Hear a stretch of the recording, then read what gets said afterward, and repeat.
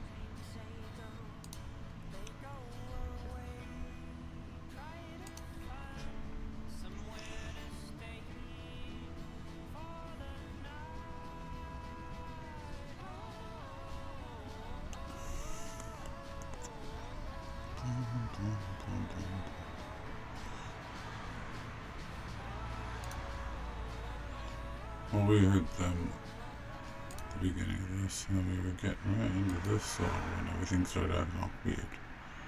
So let's get back to it.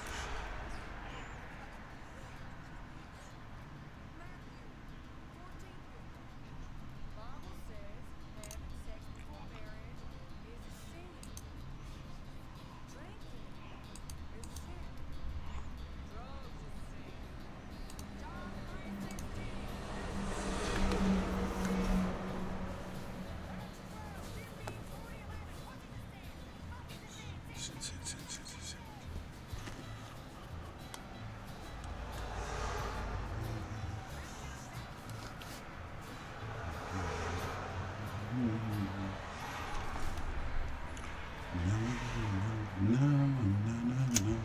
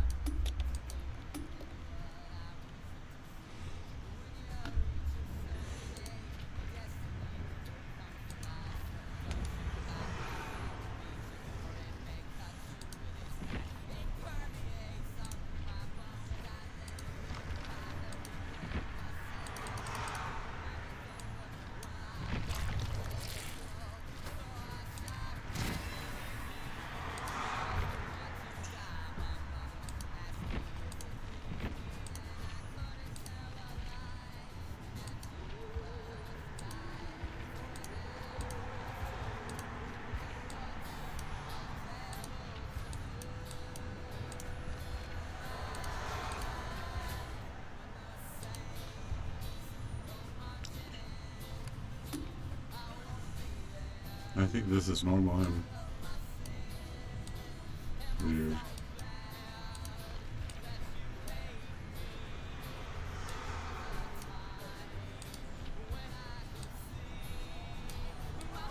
Shut up, mustachio chick.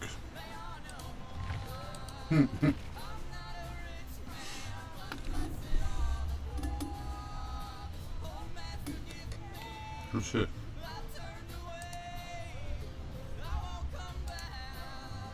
I'm making sure I'm not getting the audio from that. I think we'll be getting Nicolas Cage soon, because honestly I kind of like him.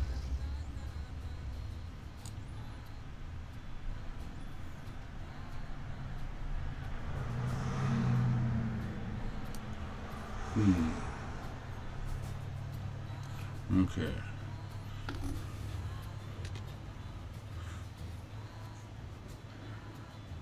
No, no, no, no.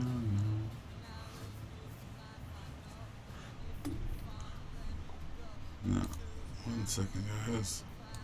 We're gonna go onto our Twitch.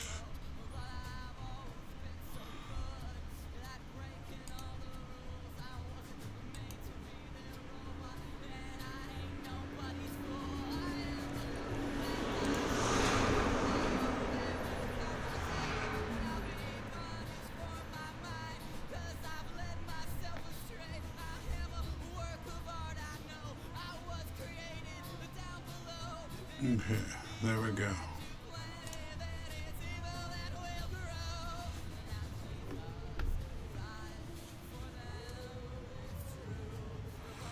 What's the devil to do?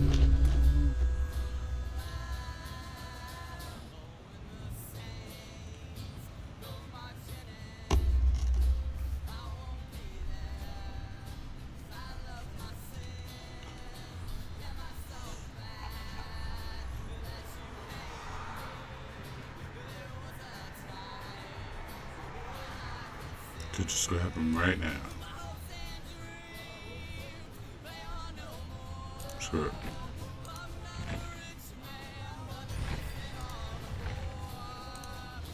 There we go. I bought him. No going back now.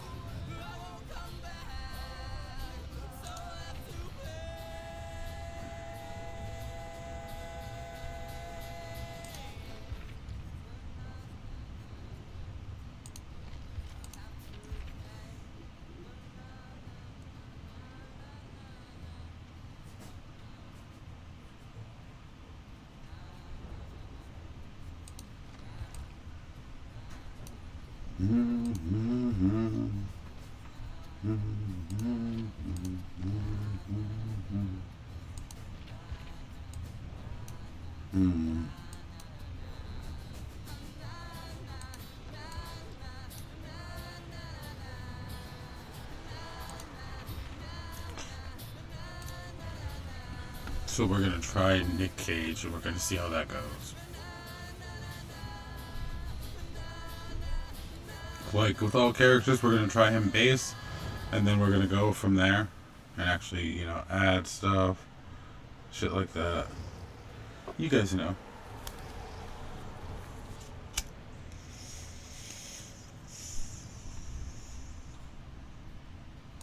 Well, now I feel underdressed.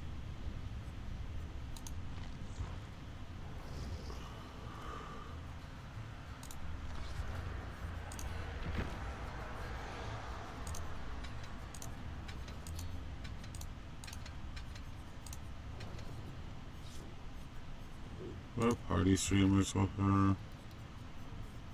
Doesn't look like it.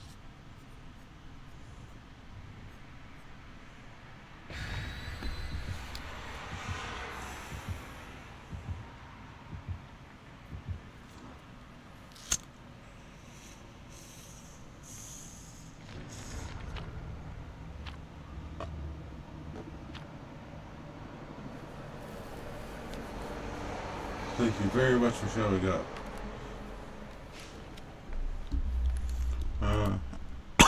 If you want, you can jump into the next round. Since I just got in this one, I don't want to get in trouble for leaving right away. Oh, wait, no.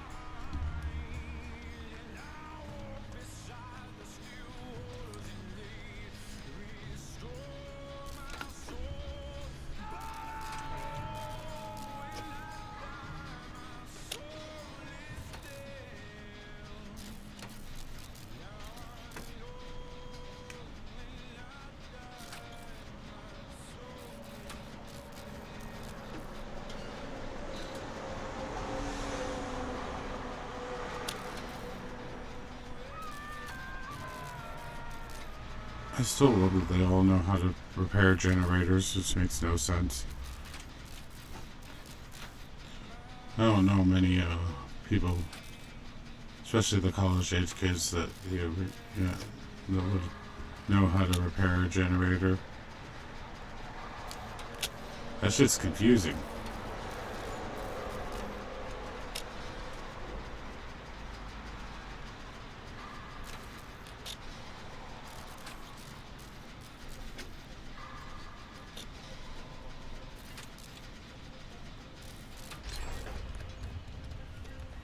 What the fuck?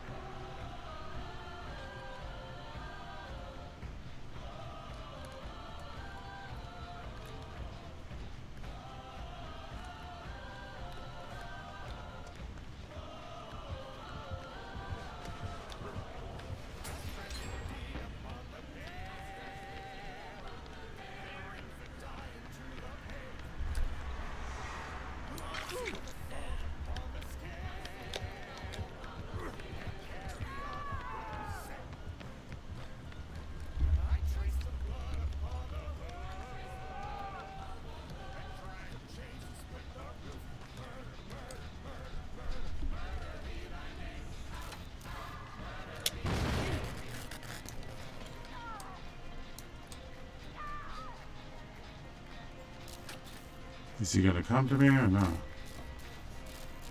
Oh no, he's hanging up that person.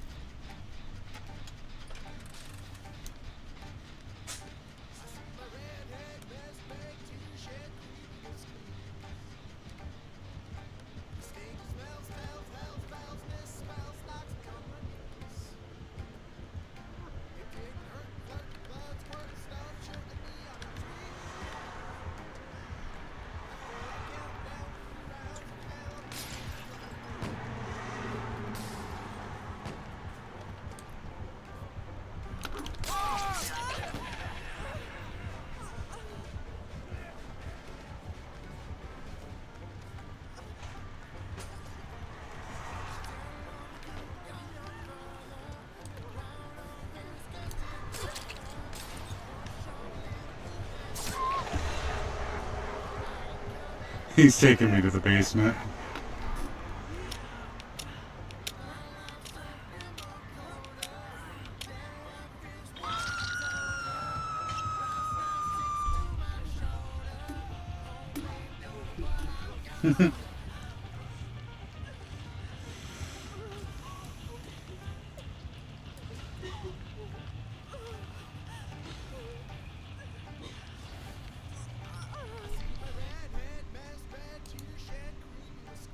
Hi, how's it going?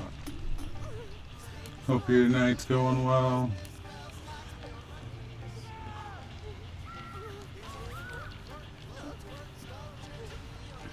I am doing fine, but not in the game.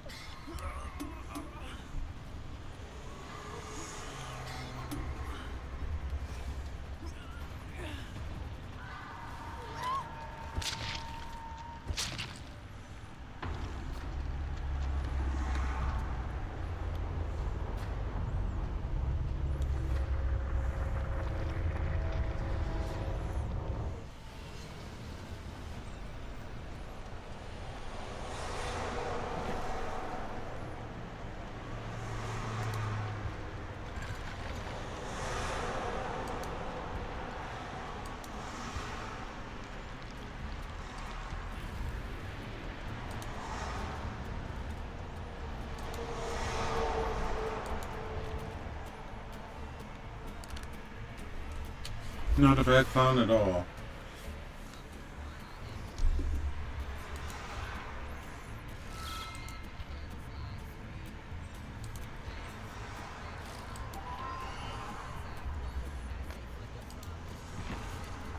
Motherfucker beat us like it was his job.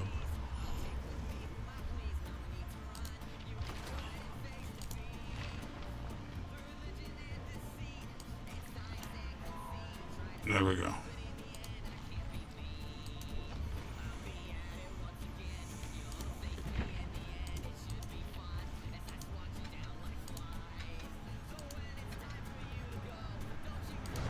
Always with the keys. I don't know why it's always the keys. Like, why? Why the keys?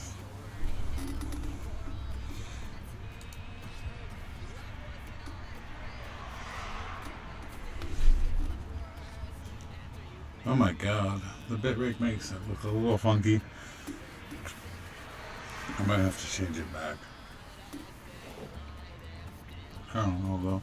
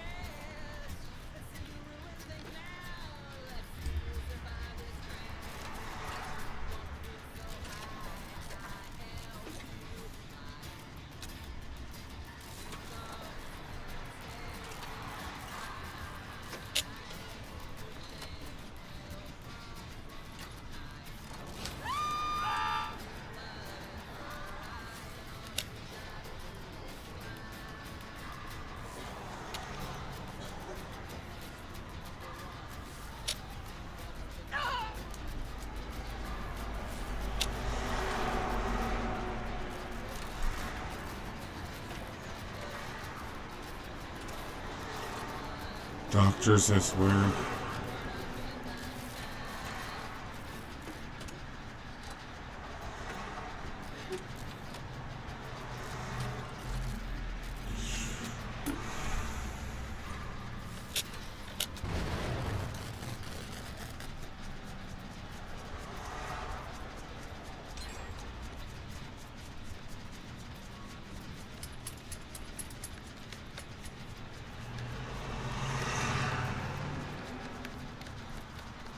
No, I don't have to go away.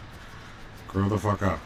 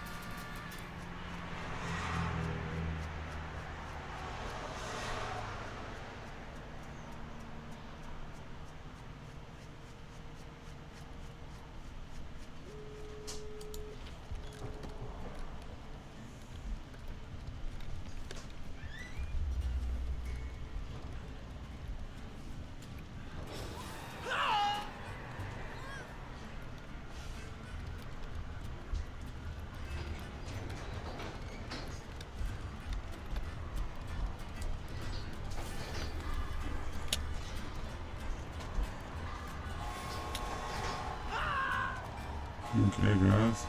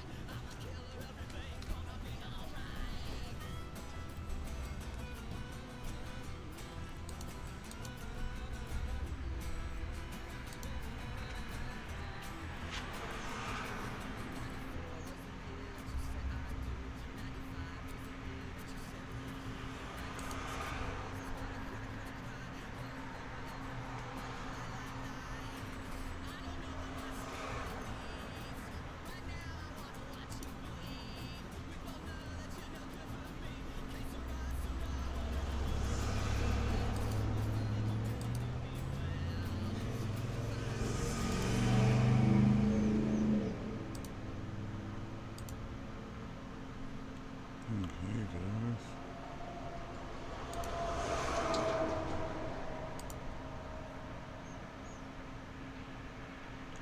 So I hope we're enjoying it.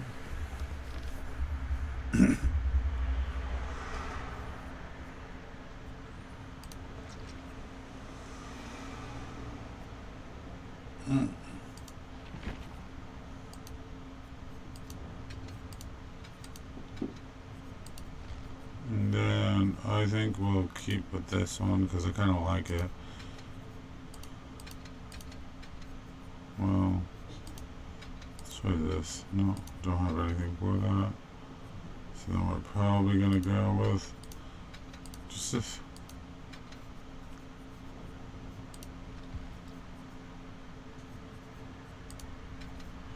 Salty lips. Yummy.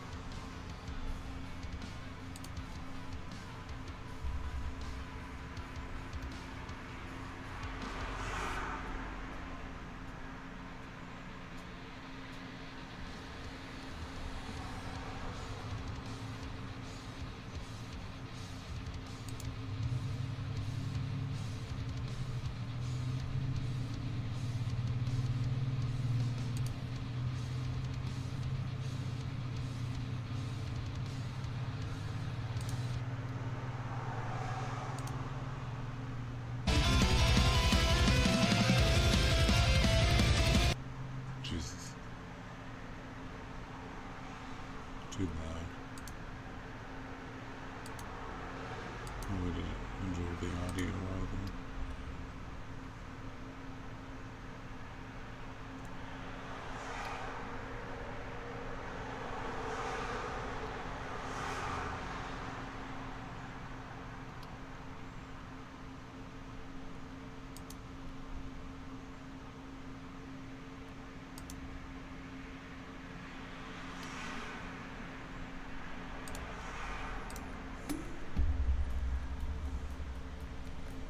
Let's listen to random songs.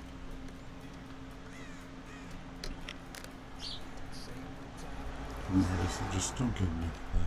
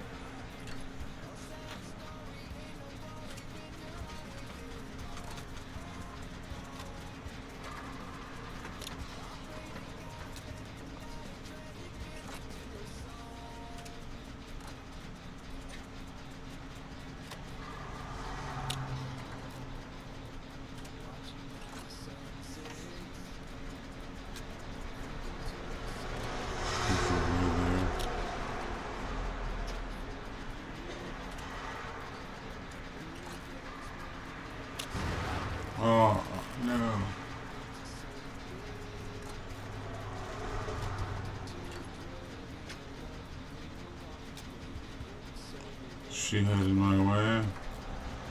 No.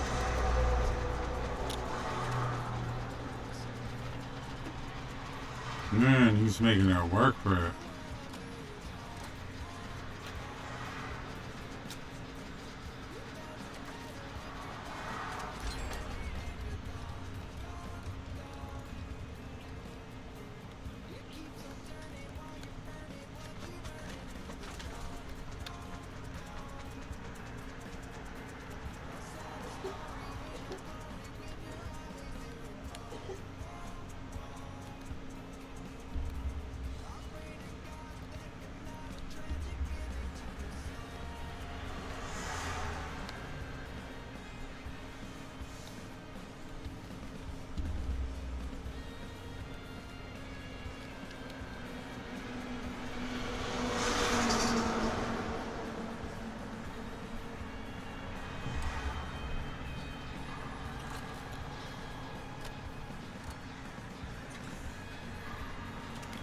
I wonder how far I'm gonna get with Sprint Burst and that dramaturgy thing.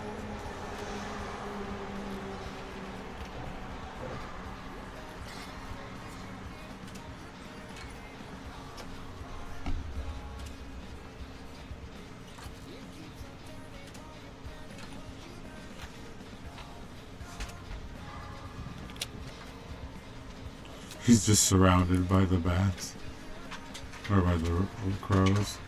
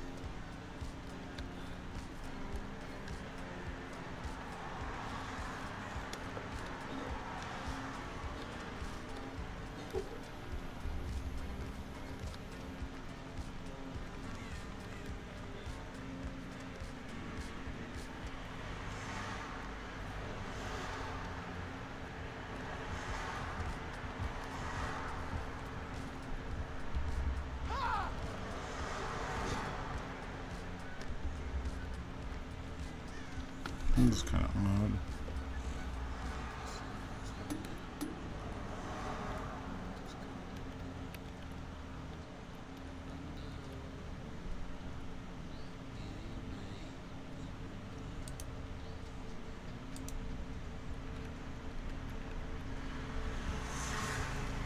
Sorry about that, guys.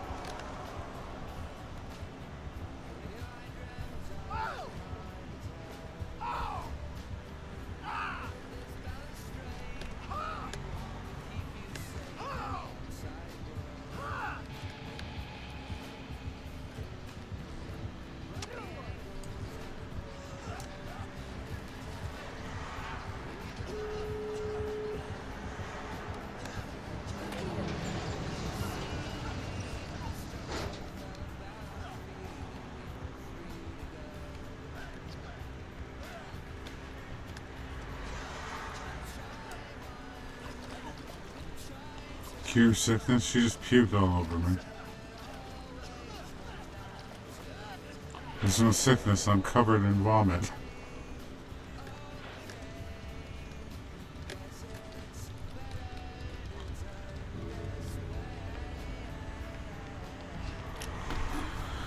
What a weird game sometimes. Cure sickness, I love that.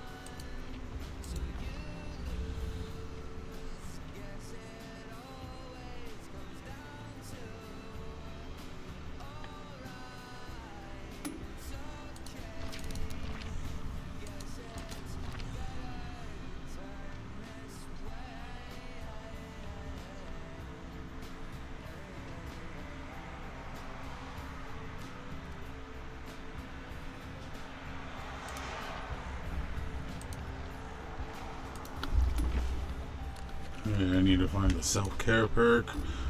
I know she'll have it. She has fucking everyone's perks.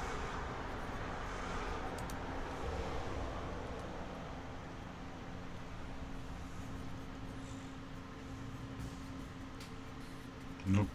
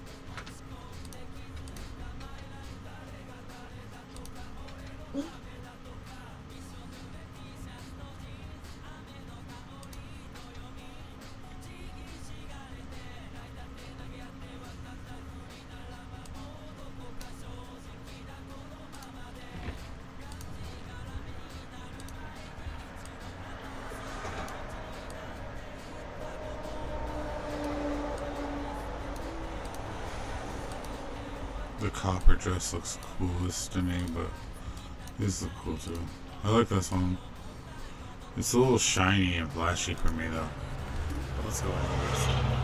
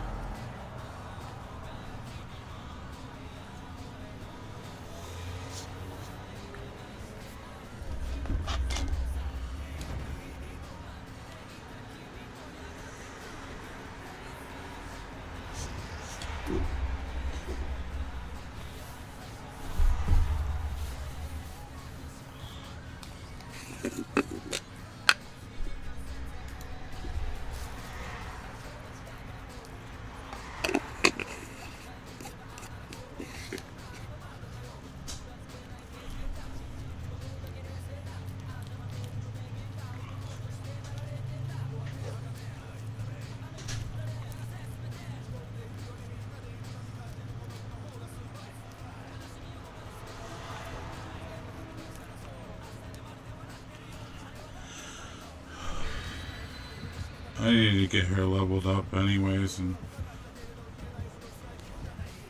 work on getting those perks on everyone.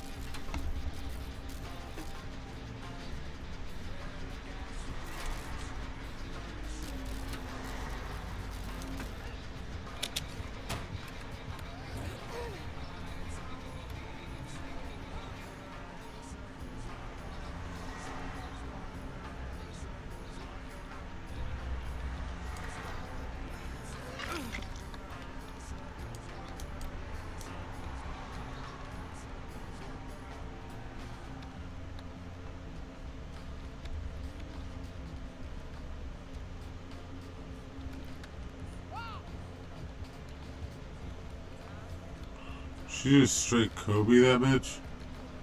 She straight Kobe your ass.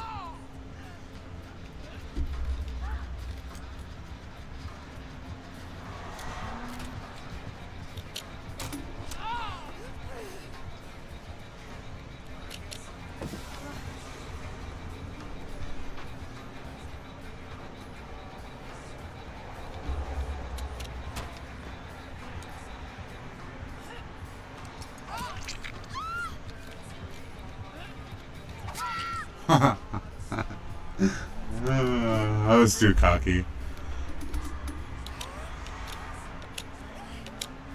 She knows she liked it.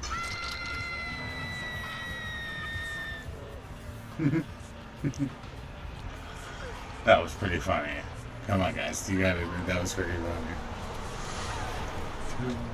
Around in circles.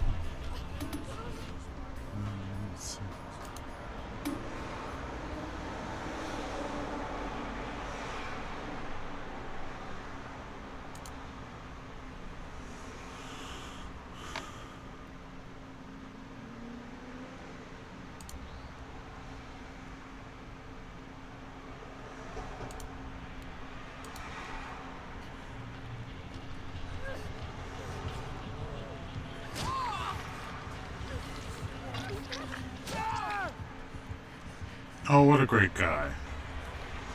I feel bad for him.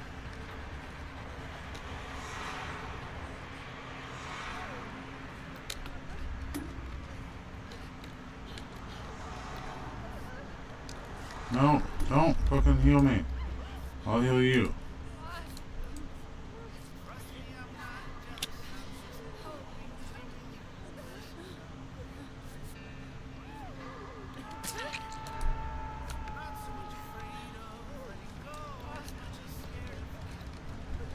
Okay, where are them?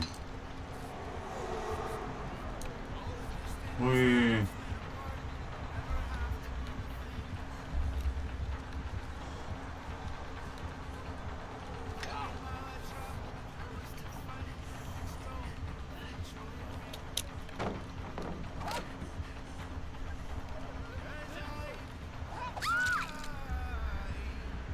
Yeah, you heard her just mixed an axe after axe.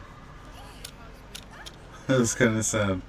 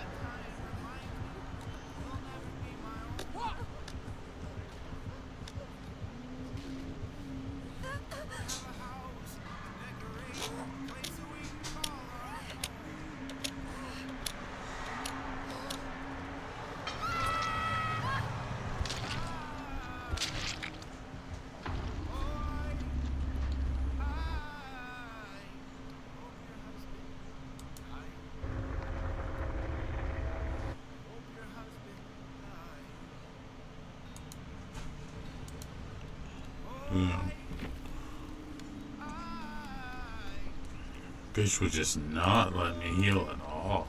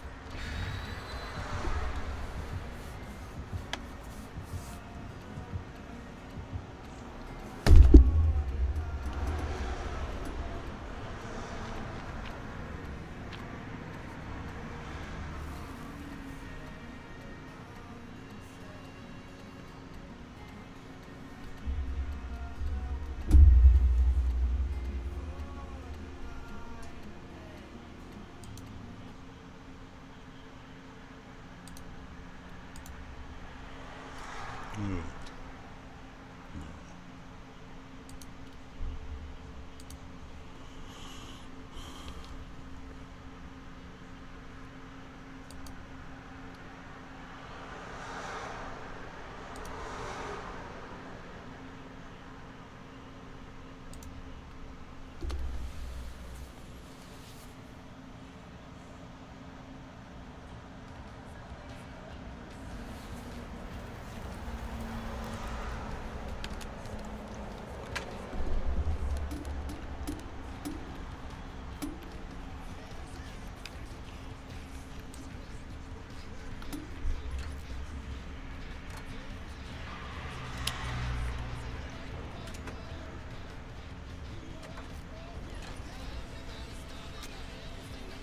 Okay, here we go. I think we can get through this. We might be able to.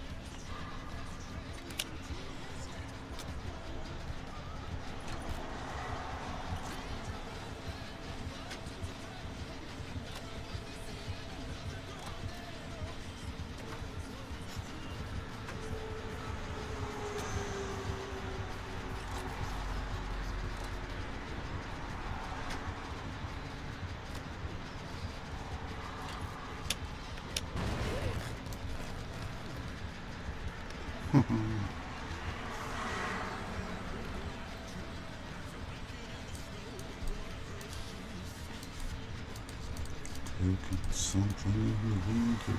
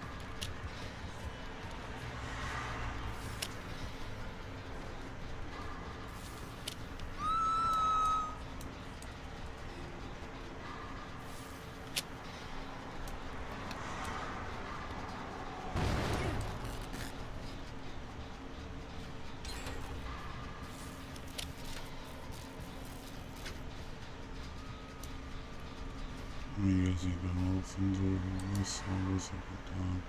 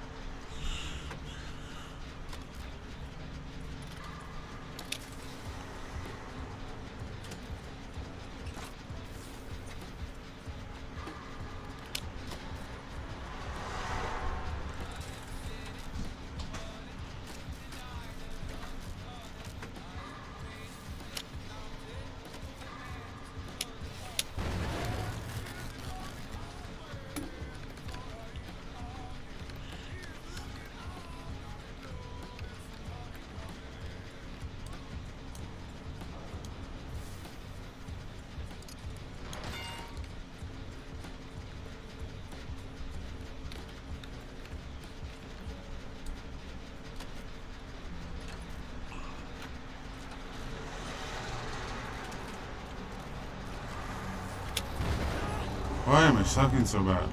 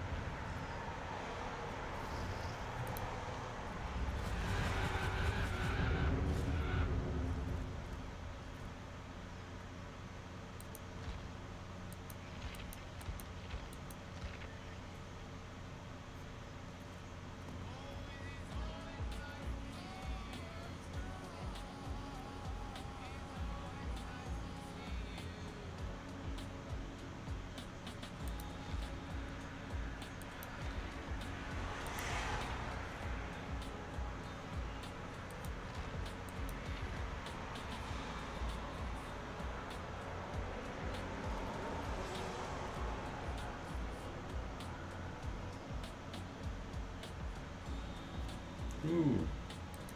Shania's hit. Those don't look like shit. Nice.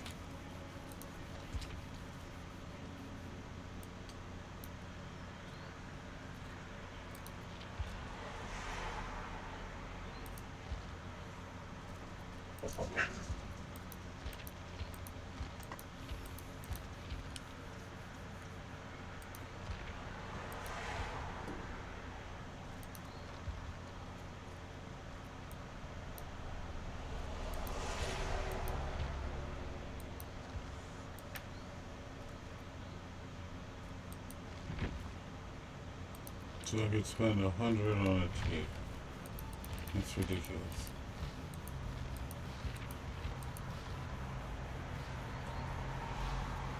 There's no like incentive.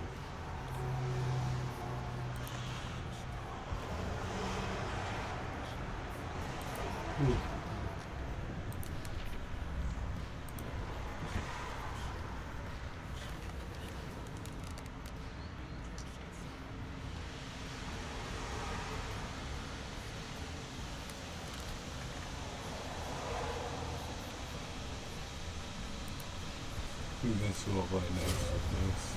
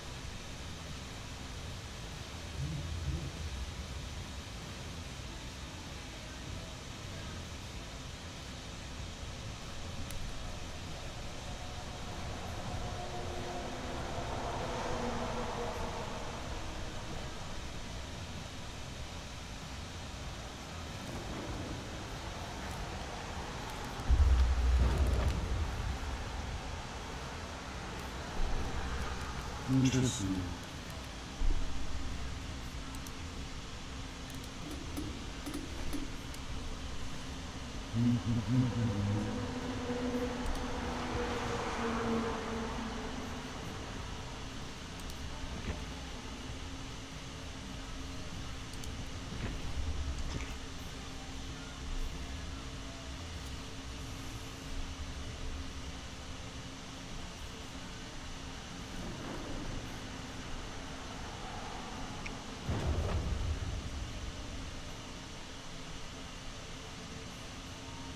Okay, I did the demo grind, I did,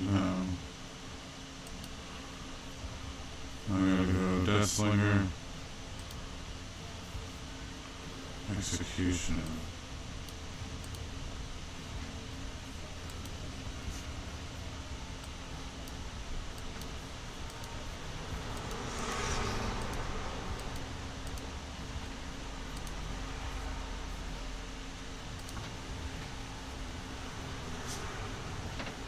I didn't get the head. How did I not get the head? How annoying.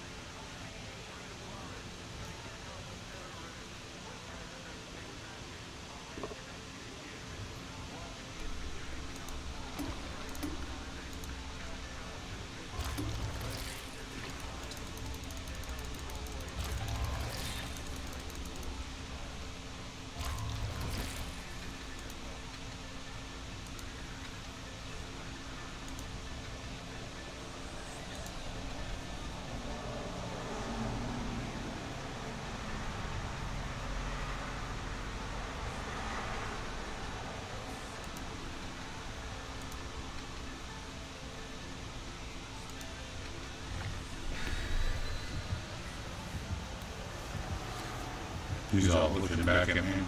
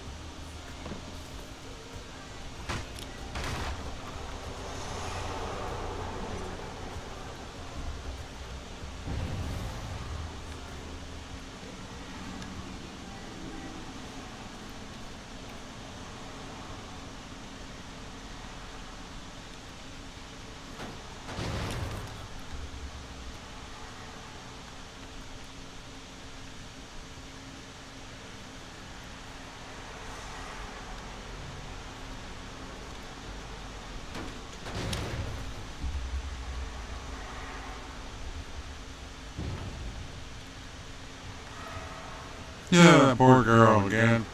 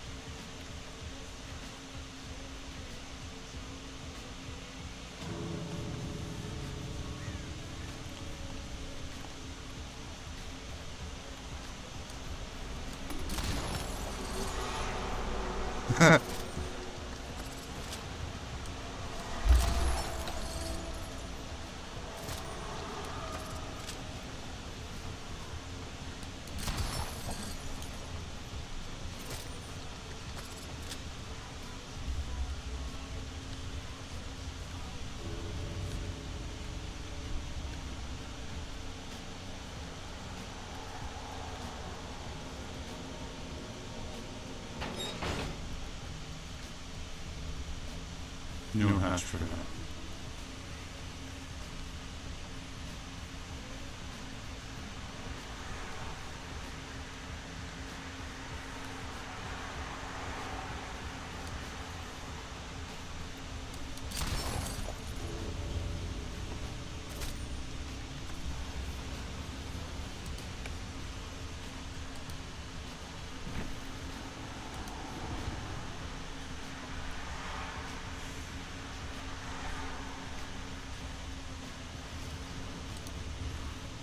Not a very killer, man.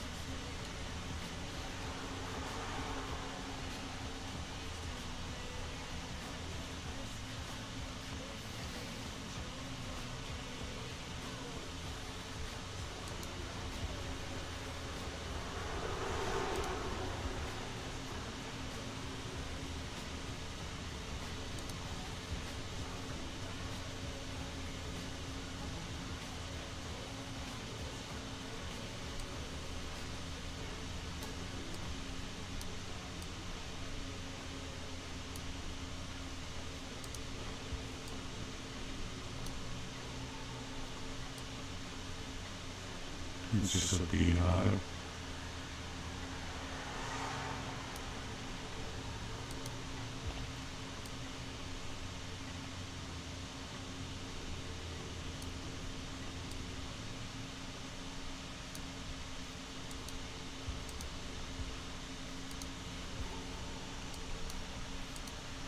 I wonder what a blighted Myers would look like.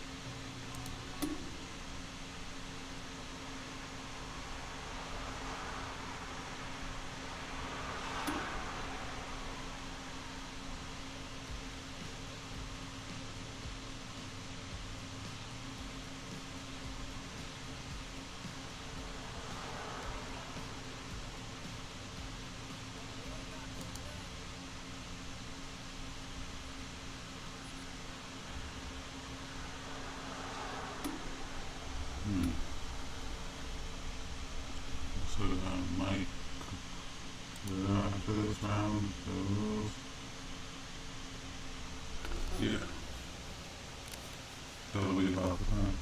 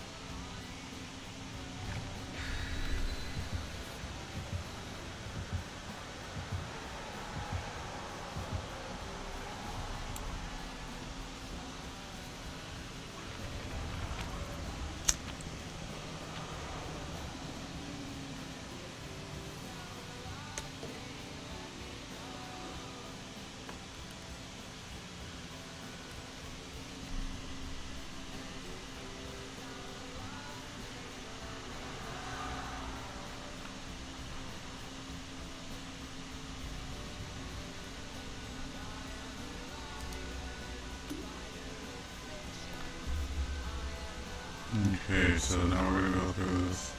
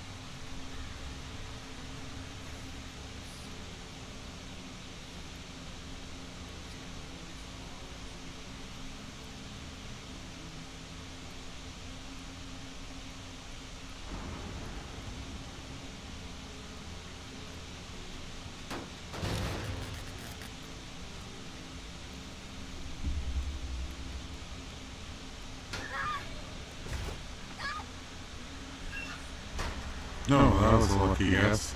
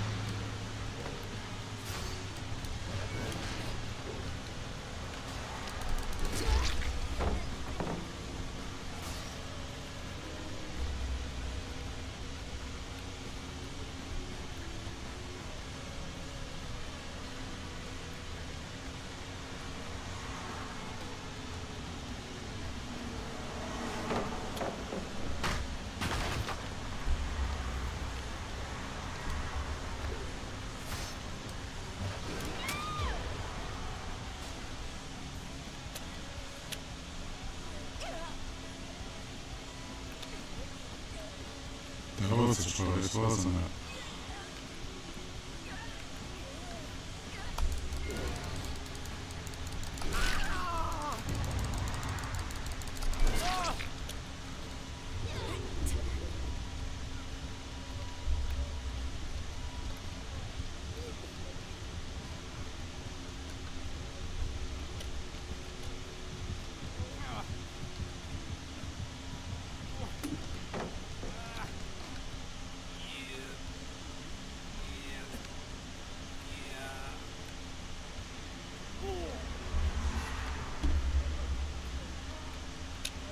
How cute.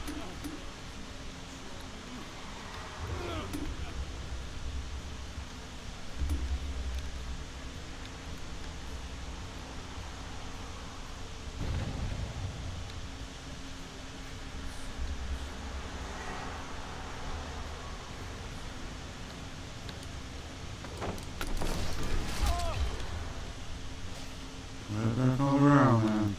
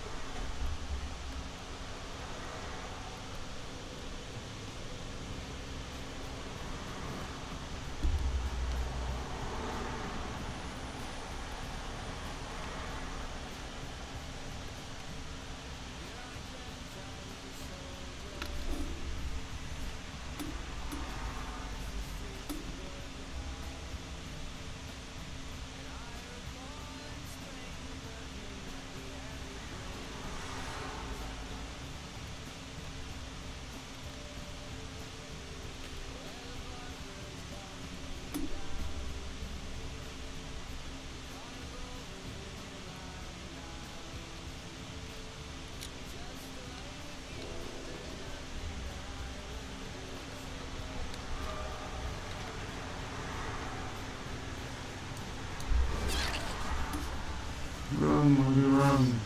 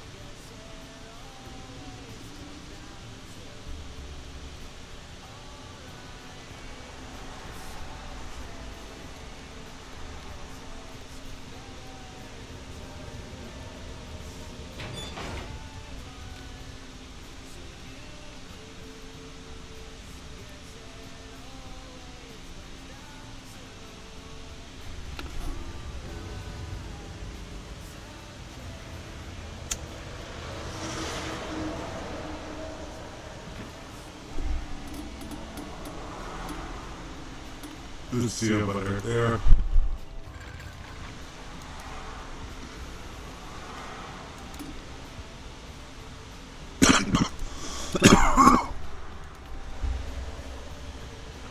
No.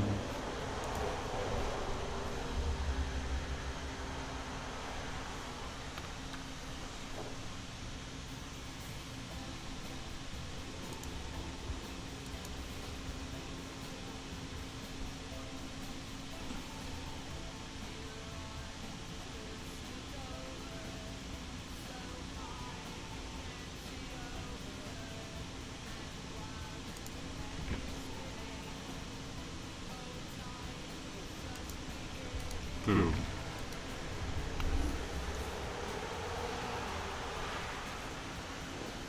Could have just as easily been him. Who ended up on that head.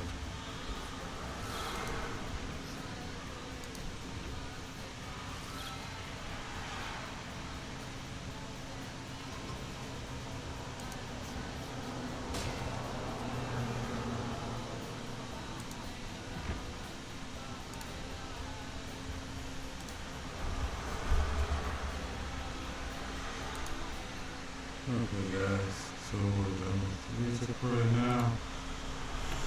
We're just gonna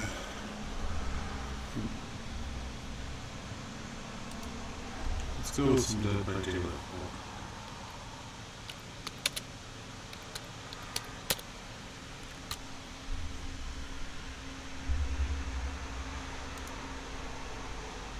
Okay, so this is somebody's pixel bush. Really easy.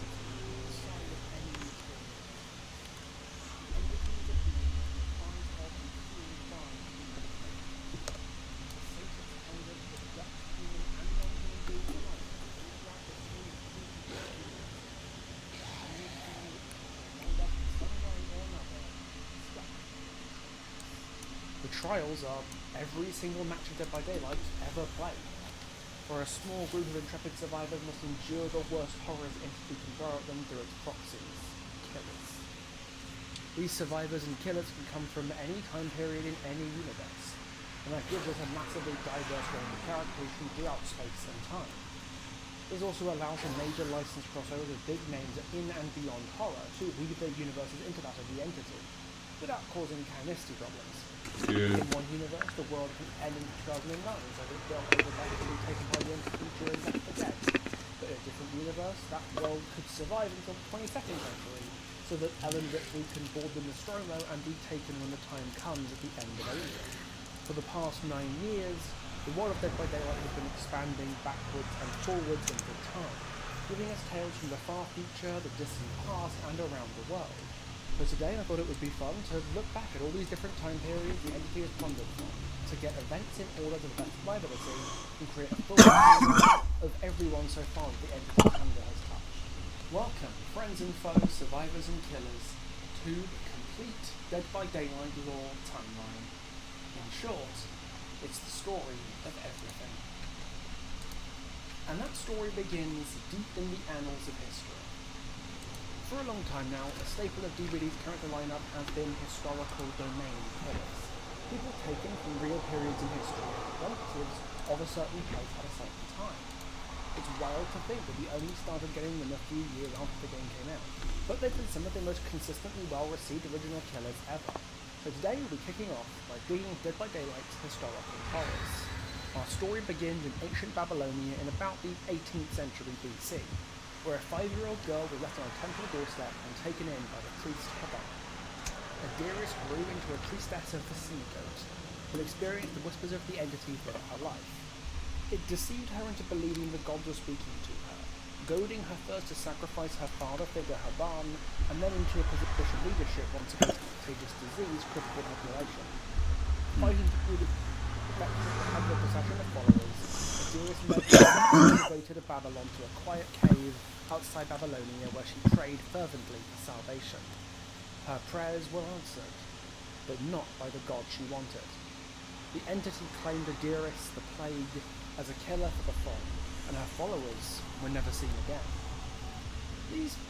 All those followers that went missing, yeah, you can just forget about them. They're not going to come back up later, I promise. Like most historical killers, we're not given anything concrete resembling an exact date for Adyrus' life and abduction.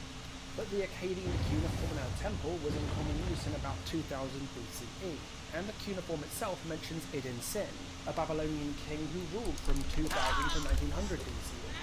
That dates her pretty closely to that time period. Adyrus' fate as a killer is well documented, but what's less clear is what happened to her followers. I have no theory about what happened to those guys, but we'll get into that later. We've got 4,000 years of history to cover, and our next stop takes us to the late Middle Ages, Italy, 1343. In 1343, Vittorio Toscano was born for the lack of luxury as a nephew of the Duke of Camposcuro. His father tried to encourage him to take up military pursuits, but he refused every time he was prompted. Violence was the tool of those too impatient, ignorant, or inhuman to think of a proper solution. That's what Vittorio believed, so he went to study with his uncle Renzo instead, who taught him about the observers, bearers of powerful arcane knowledge that lived and intellectually together, sealed away from the world. As he grew up, Vittorio sought out these observers and the Lapis Paradisus, an artifact rumored to be able to reach the observer's dimension. To do this, he enlisted the help of the mercenary knight Taras Kovac.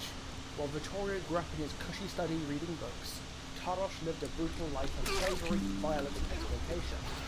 Abducted from his home in Hungary by a mercenary band known as the Guardia Campania, Taras was taught to kill from a young age, and befriended a few fellow slaves, Sandor Rolls, Alejandro Santiago, and Dorcos Malacek. But his horrifying experiences growing up have hardened into a cruel and cynical worldview, where might makes right, the rule norms of society are constructs for the weak to be discarded, and the harshness of the world demands violence and cruelty to survive. He fell into Vittorio's employ during his search for Lapis Paradisus, and the two travelled Europe visiting ancient temples to hunt the artifact down. The ancient secret organisation had built temples and enclaves they visited, and the puzzle pieces led them to Sintra in Portugal, where the locals refused to allow the group access. Taros put Sintra to the sword and took Vittorio prisoner, claiming the Lapis Paradisus and returning to Fortescuro as its new lord and master. He liberated the Guardia Campania and razed the countryside of Italy to the ground while he tried to pry the secrets of the Lapis Paradisus out of Vittorio. Before he could anywhere, Vittorio inscribed the secret sigil without him for his cell and escaped into the It wasn't that much later before Taros was taken too, as the lords of Italy rallied an army to march on Fortescuro, and he and his men were taken into the fog in a haze at a battle. Somewhat unusually for Dead by Daylight's historical lore, we're actually given a precise date both for Vittorio's birth and for Vittorio and Taros' trip to Sintra, since that explicitly took place in 1391, meaning Vittorio was 48 when it all went down. But less than a century later, in a different world altogether, a Europe in another dimension faced a threat even greater than the angsty Hungarian guy and his band of merry madmen. It was 1476, and the Dark Lord Count Dracula was terrorizing Wallachia.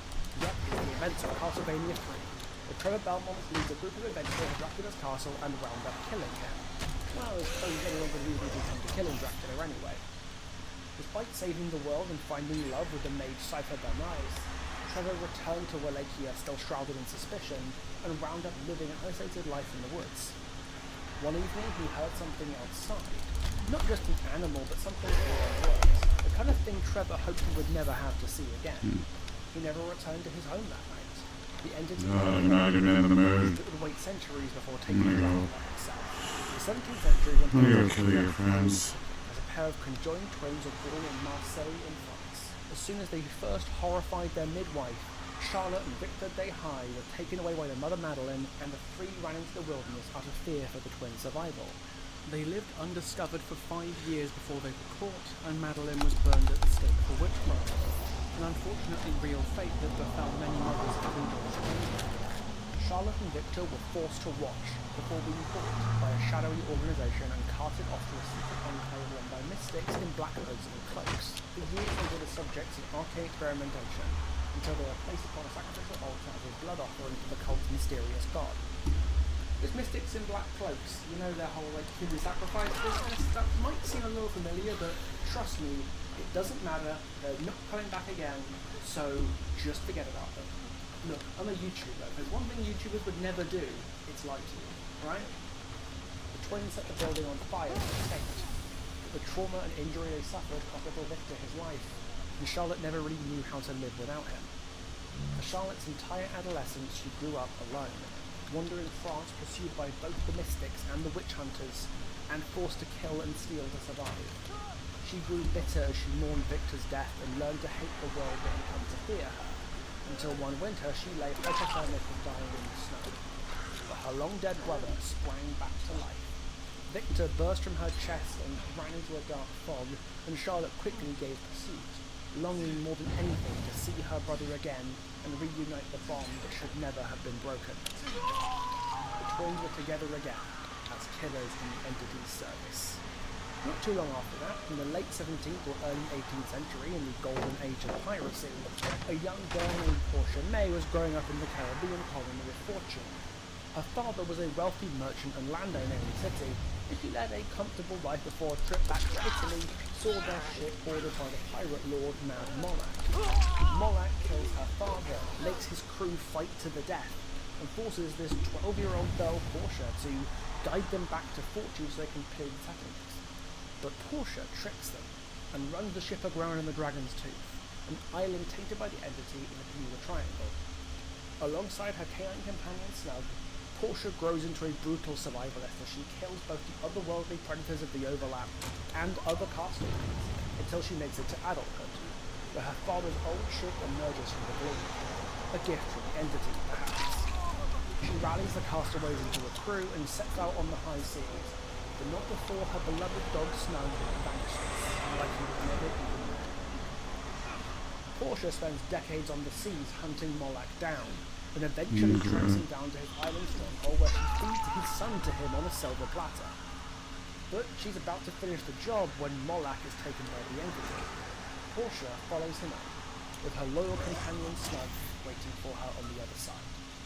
Not too long after the golden age of piracy ended in the middle of the 19th century, 3 separate killers were undergoing their own origin stories at about the same time. It's wild to think that these 3 stories were all taking place at once in different parts of the world, maybe only a decade or 2 apart from each other.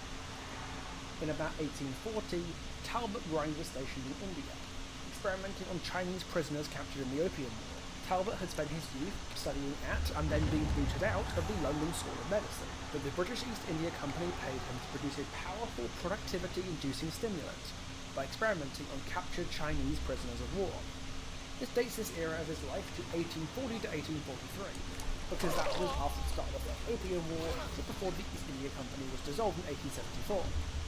After the drug Talbot developed turned out to be lethal to huge numbers of recipients, the company cut him loose and into the care of the Black Veil, an organisation of mystics in black cloaks and hoods. He learned the secrets of the arcane from the Black Veil scholars, and eventually used their wisdom to enter the fog, first as a survivor, and then eventually as a killer, once his experimentation with the Pustula serum ensured his transformation into the Blight was complete and irreversible.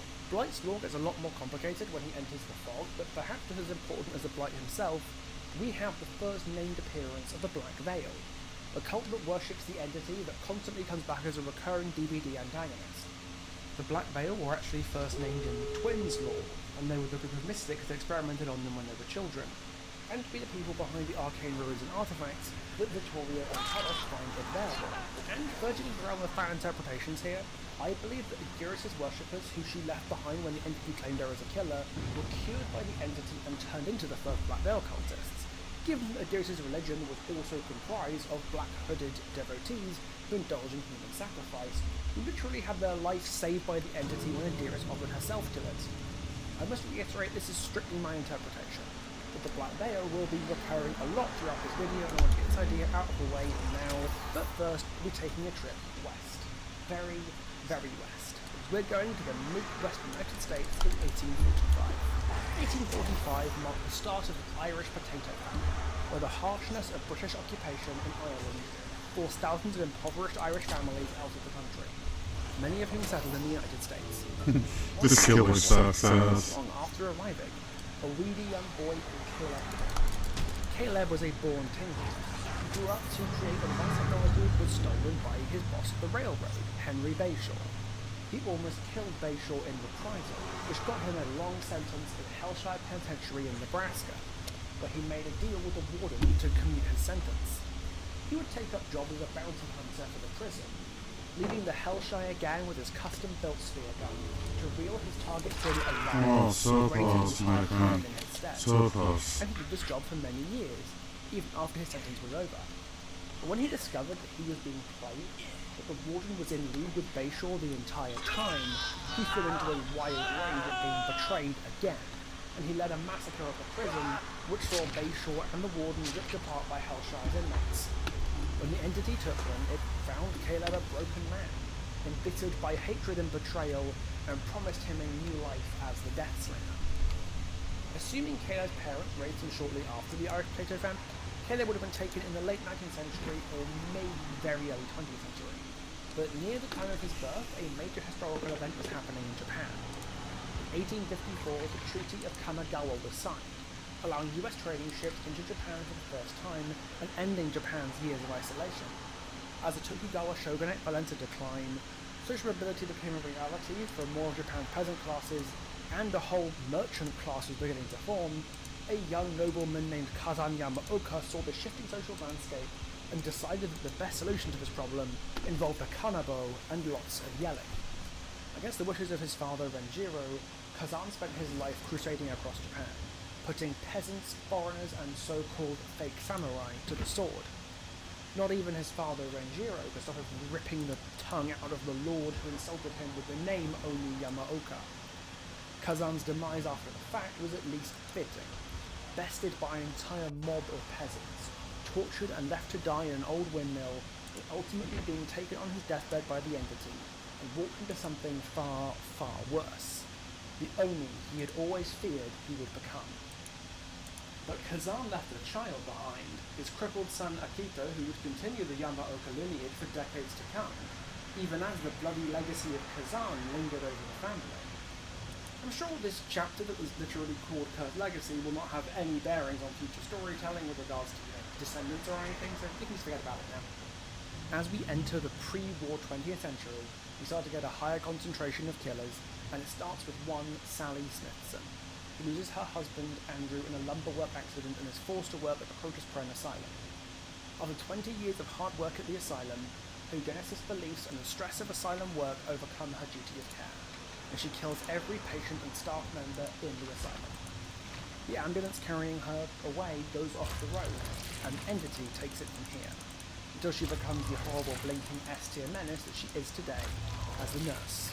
But at about the same time as Sally snaps, a squad of World War I soldiers wander through the wrong part of the Red Forest in Russia.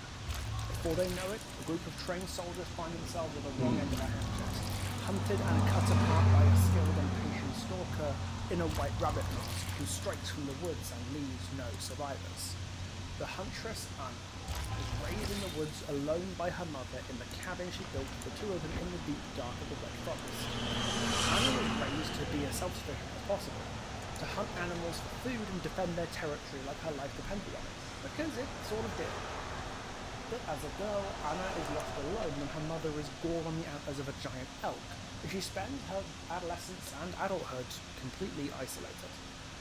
She resorts to stealing children in the night from her local villages to beat that loneliness, to try to capture something resembling motherhood. But while her mother taught her to survive on her own, she never learned how to care for anyone else. At some point after she kills these soldiers in her home and takes a few of their trinkets as trophies, Anna is taken by the entity and the forest becomes quiet once again. From this point on, the horrors of war descend upon the world as we move into the slasher age, and the post-war era sees the landscape of killers that we see changing dramatically. But before we do, I've got this note on my script. Wait, hang on. What the fuck does 600 CY mean? Oh yeah, I forgot. Dungeons & Dragons has its own calendar because, of course it does. There's always one, isn't there? Wizards, you guys just have to be different, don't you? 600 in the Common Year calendar is the present day in the Dungeons & Dragons setting of Greyhawk, home to the powerful purple bold lich turned purple powerful bold deity, Vecna. Now, doing traditional evil activities, presumably after getting his ass kicked by a bunch of murder hobos, Vecna starts investigating strange arcane disappearances throughout the world. At the site of one of the disappearances, he discovers a cursed text, presumably written by the Black Veil of this dimension, or a similar group worshipping the entity. He decodes its secret language, sensing some unimaginable eldritch power from way beyond the multiverse that he knows thus far, and submits himself semi-willingly to the fog. Best to play the role of the pawn for now, so he can learn the entity's secrets, and potentially return to Earth one day with the power of the fog at his command. Yeah, good luck with that bolt. 2 hours. It's a pretty big talk for a high B tier. Vecna's disappearance saw his fortress, the Rotted Tower, abandoned, only to be discovered by a venturing party, the Troop. 2 bards lead the group, the elf Aestri Yazar and her adopted human son, Bermar Uraz. The 2 find Vecna's abandoned tower. Bermar reads the arcane text on the entity that Vecna translated, monumentally failing his wisdom check on that one, and Aestri and Bermar are taken by the entity. And thus we enter the Slasher Age, a time after the World Wars where global communication via telephone, television, and eventually the early days of the internet start to sink into our everyday lives, and the world gets a little bit smaller as a result. International politics and real-life stories of serial killers become recurrent themes of the chapters set in these days, and many more contemporary licenses start to enter the fold as well, as classics of slasher horror become enlisted into the entity's service. And it began in the 1950s, when 2 Dead by Daylight's earliest killer releases carved a bloody legacy across America. Under the alias Jeffrey Hawk, the sadistic serial killer Kenneth Chase roamed America, traveling from circus to circus in the guise of a clown. He grew up as a disturbed young man who killed animals in his youth before abandoning his alcoholic father to wander the country once he started taking human lives. He indulged his sadistic urges on whoever took his fancy during his decades on the road. When a victim escaped his clutches, he woke up his horse Maurice and ran into the fog, where the entity awaited him with open arms. Helpfully, we're actually given specific dates for various events in the clown's lore. He was born in 1932. Left home in 1954, not long after he killed his first victim, and spent the rest of his life on the road. As to when he was taken, it's a little less clear, but one helpful clue here is his add-on VHS form. VHS tapes didn't overtake Betamax tapes in popularity until about 1982. So unless our favourite middle-aged drug-addicted murder clown was also a tech hipster and early adopter of VHS, it puts his abduction well into the 80s, meaning his career of murder spanned almost half a century or more without ever getting caught.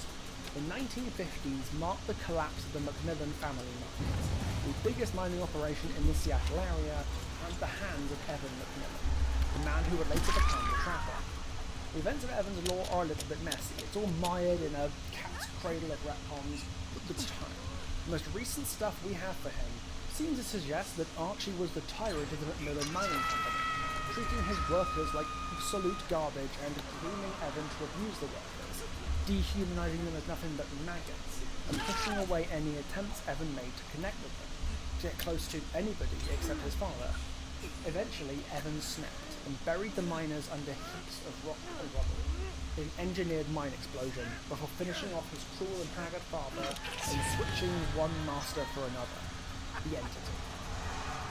The machinery of the McMillan estate, especially the furnace of the Ironworks of Misery, dates the McMillan estate at somewhere around the 1950s, and the clothes Evan wore in the flashback in Tome 1 reminds me of these pieces of 1930s workwear. So that's the closest we have to the present day of Trapper's story, I think. In the 1960s, a mysterious group of rich businessmen began to fund an equally mysterious man called Otto Stamper to oversee life in the Fold, an isolated community on a private island where the marginalized, rejected, and downtrodden found themselves washing up.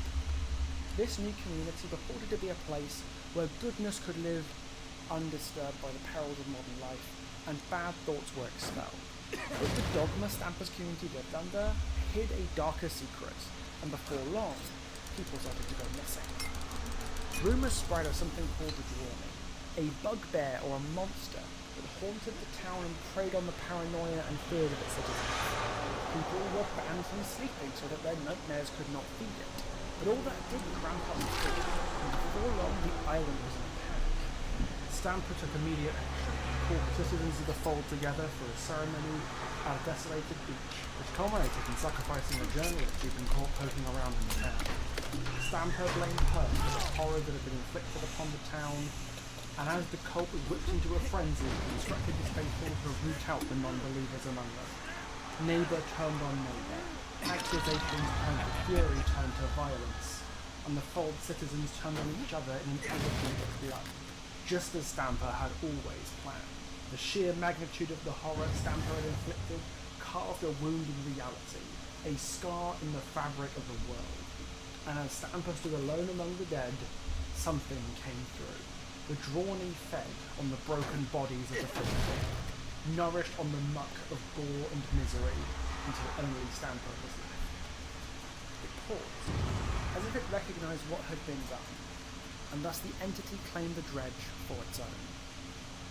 Oh, and as for what happened to Stamper, well, we'll see. But let's talk about something else that happened in the 1960s. A disfigured young boy in rural America was chained up in a barn with just a TV for company. The Adventures of Superman and Leave It to Beaver were his only companions in a life of solitude and abuse at the hands of his parents, Max and Evelyn Thompson.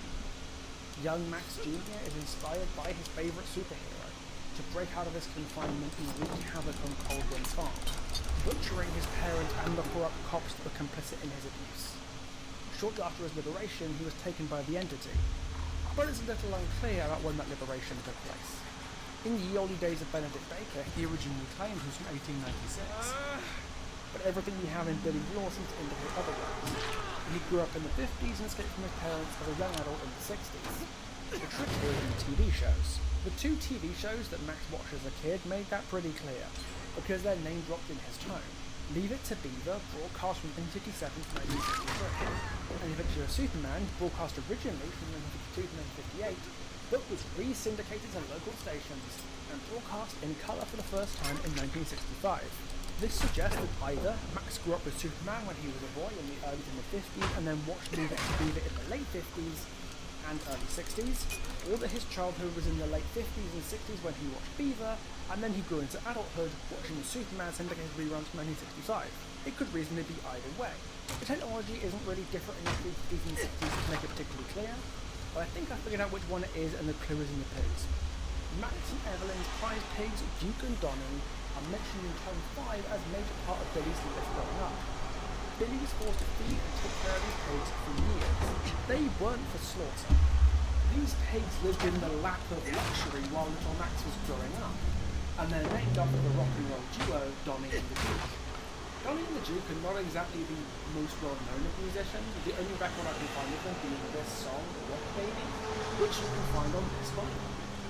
According to both Discogs and an eBay listing I found for the original vinyl, Rock Baby is dated to 1958, and assuming the names of those pigs are an intentional parallel to Donnie and the Duke, I think that just about solves that mystery. If those pigs have been around since Billy was a kid, then logically they would have had to have had those names since they were piglets many years ago, suggesting that 1958, when Rock Baby was published, was during Billy's childhood rather than his adulthood, which lines up with him watching Beaver as a kid and started airing in 58 as well.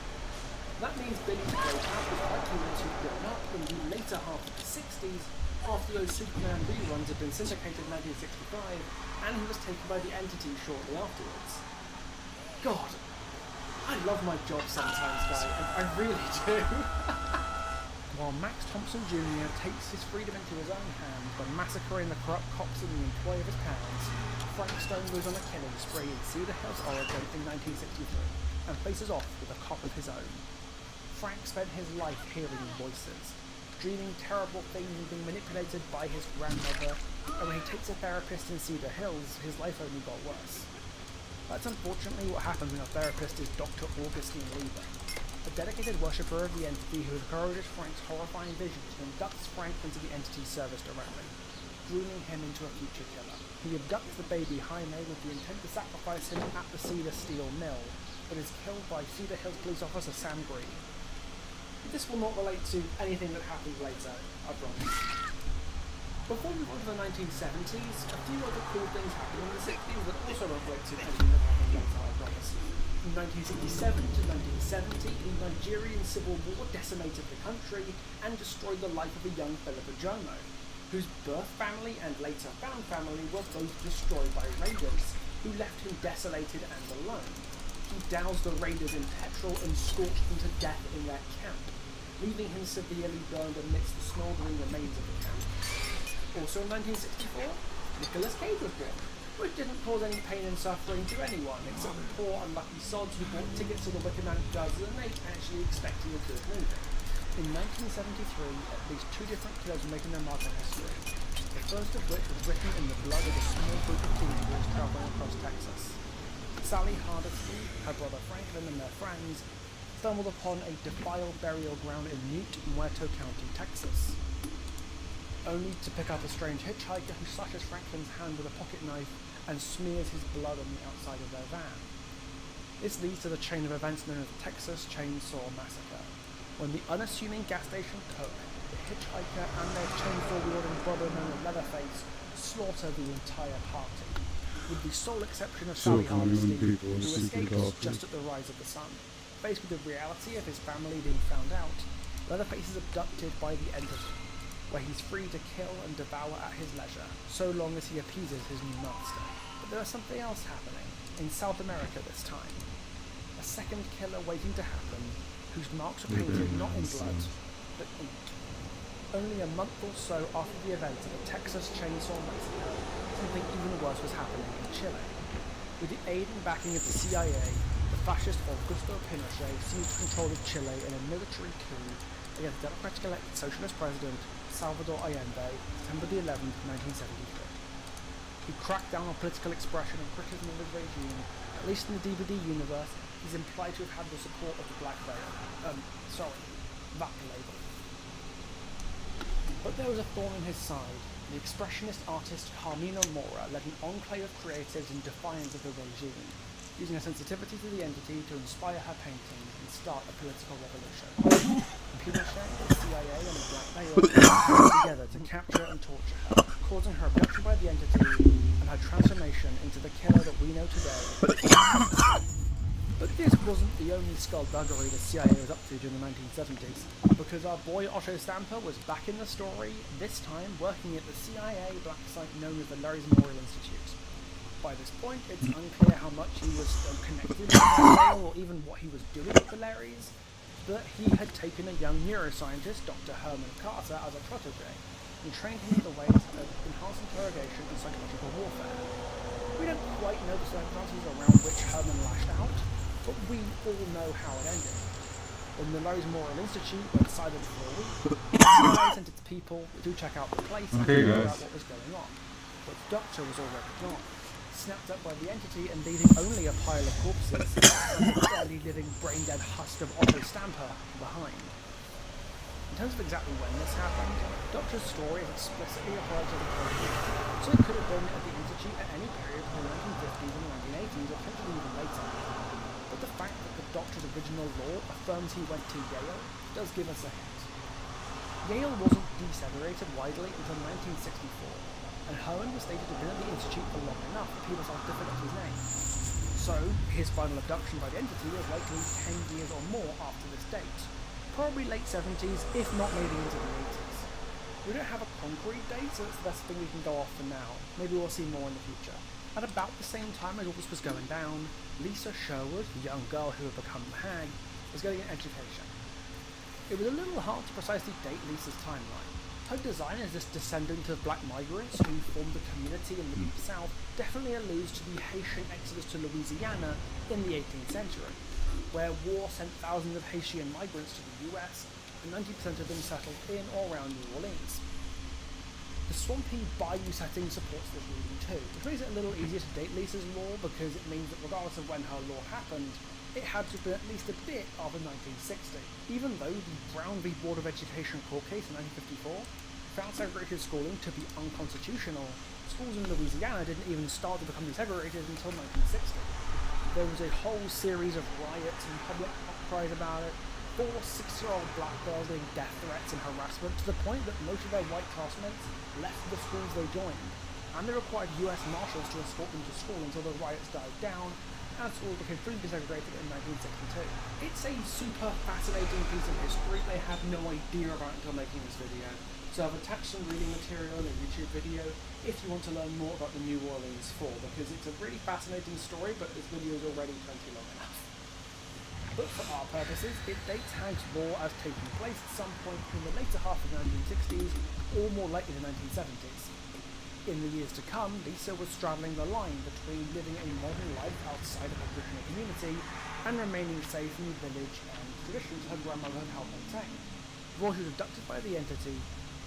she was abducted by a bunch of cannibals, twisted and devoured into using her power for evil, and becoming the Hag we all know and love. On October the 31st, 1978, death comes to Haddonfield.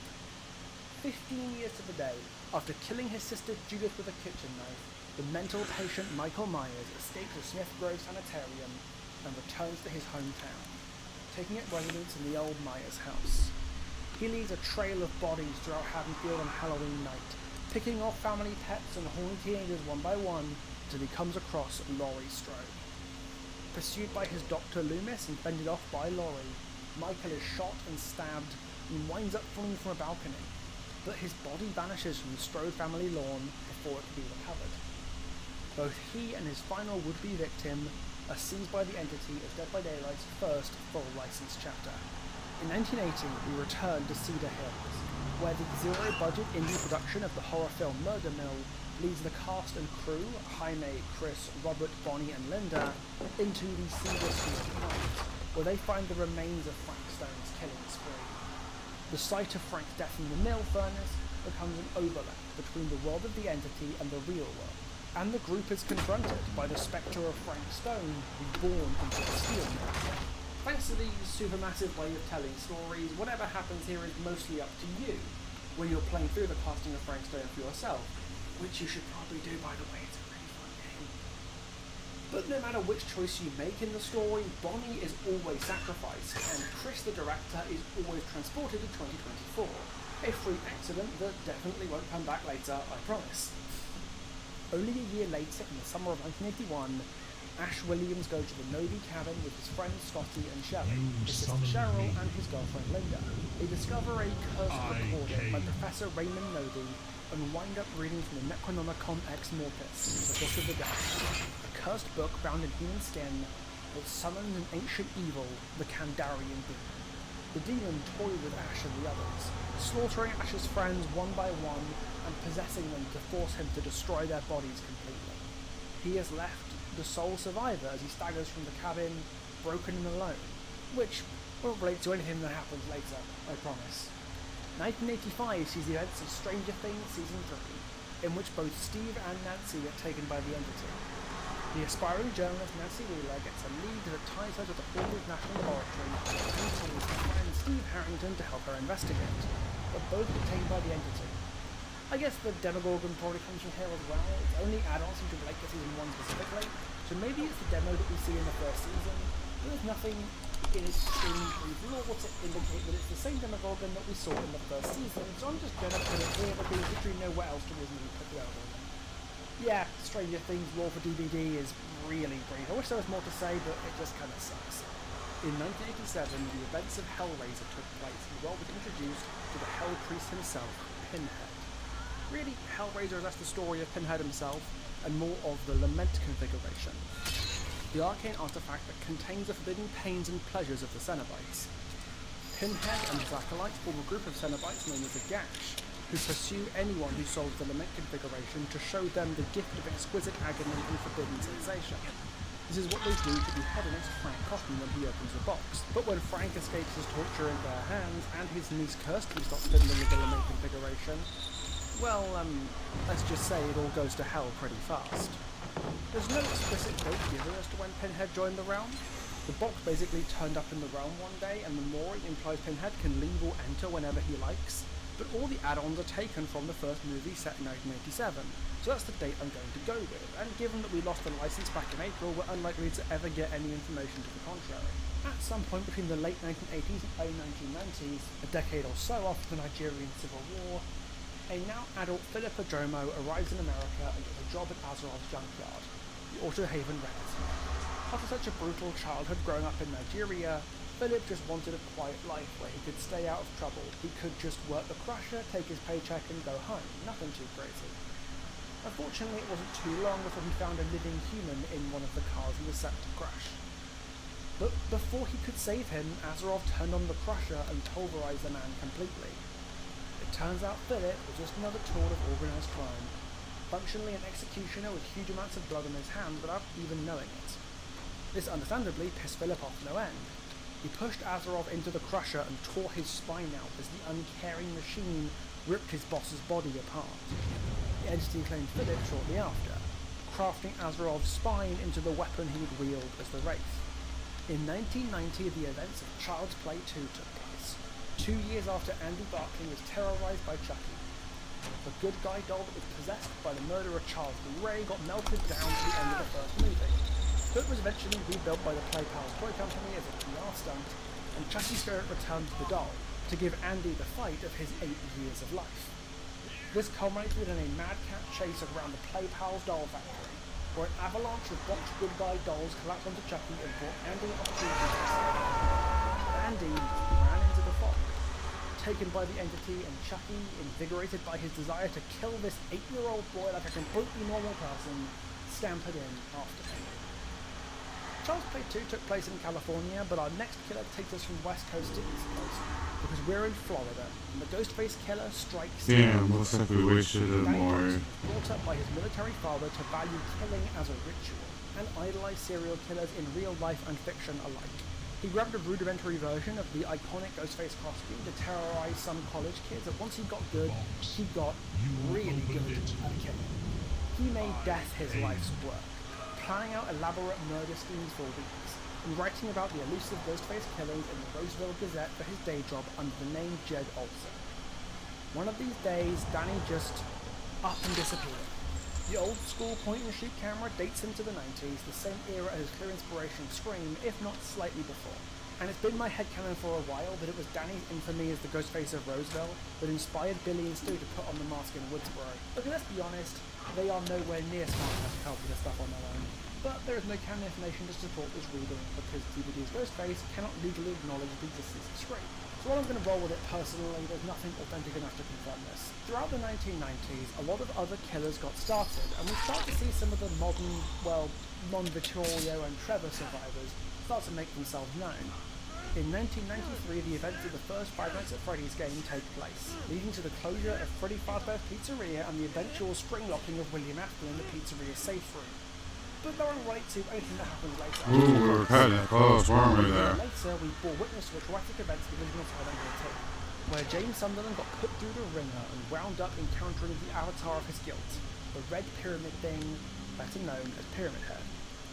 How James's journey with his guilt concludes is very up for interpretation. Everyone has their own theories about which Silent Hill 2 ending is canon. One way or another, it resulted in the acquisition of Pyramid Head by the end of it. It's worth noting, nothing in Silent Hill 2 specifically dates the game taking place in 1994, but a general knowledge of Silent Hill lore and an analysis of the calendar Maria finds in the Born Upon a Wish DLC does help us narrow it down. And by us, I mean this really cool guy Mega Bears fan who dedicated this article to dating all of the Team Silent games. Link to it is in the description. It's generally accepted that Silent Hill 2 takes place about 3 years after the of Silent Hill 1. And in Born Upon a Wish, Maria finds a calendar showing November in which the first day of the month happens to fall on a Thursday, and the last day on a Friday. This would reasonably put the year of that calendar as 1979, 1984, or 1990. When you examine that calendar, Maria comments that the calendar is from 10 years ago, which would put Silent Hill 2 in either 1989, 1994, or 2000. A sign in Silent Hill 1 indicates a store that's apparently been open since 1987, meaning Silent Hill 2 can't have been 1989, because that would put Silent Hill 1 in 1986, which wouldn't make sense with that sign. And if Silent Hill 2 was in 2000, it would put Silent Hill 3, which is set 17 years after 1 and therefore 14 years after 2, in 2014. Which doesn't make sense with the level of technology that we see throughout that game, meaning that the only reasonable date that Maria could be alluding to with the calendar is 1994. But this tweet from Masahiro Ito says it's not in the 90s, which would make Silent Hill 2 a prequel to the first game, and that just throws everything we know about dating the You know who's probably pissed. Fuck it, what do any of us know anyway? In 1996, the same year that Scream took place, the young vagabond Frank Morrison arrived in Ormond, Alberta. He spent his youth bounced from care home to care home until one day he met Julie Costello, a senior at Ormond High, and her friends Joey Moore and Susie Lavoie. Four united to form the Legion, a gang of hooligans who terrorized the town, stealing, vandalizing, and generally giving mischief, but Frank kept testing the limits, trying to push the group into doing more and more dangerous activities, until he stole a candy bar from Joey's place of work, resulting in the young man's firing. Of course, Frank didn't tell the group he'd taken the candy bar and gotten Joey fired. Instead, he goaded Joey into leading the group to vandalize that store in revenge. But it all went sideways when the cleaner at the store apprehended Julie. Frank stabbed him first, then Julie, then Joey and Susie were finally goaded into it. The Legion had taken their first life, and were taken by the entity while disposing of the body up at Mount Ormond Resort. Legion are the best documented killers in the entire game, including lore. If you're interested to learn more about them, then I seriously recommend the Legion comics by Nadia Shamas. They're a lot of fun and paint the picture of the Legion in far more detail than most DPD characters get to enjoy, so definitely do go pick them up. In 1997, a series of unexplained deaths Remember a the artist? strange videotape drew reporter Raiko Asakawa to investigate. She watches the tape, causing the vengeful Onryo Sadako Yamamura to haunt Raiko and her family. She eventually escapes the curse, but not before Sadako kills her ex-husband Ryuji and attaches herself to her son Yuichi. 6 months later, Ring 2 takes place and Yuichi starts to display similar psychic traits to Sadako, and despite Raiko being run over by a car, one of Ryuji's students successfully exorcises Sadako from Yuichi's body. At some point after this, Sadako was taken by the Entity, but would wait 20 years before Yuichi would follow her in. 1998 is where Resident Evil also joined the timeline. As you might imagine, with a series actively being remade as we speak, the timeline gets a little bit fuzzy in places.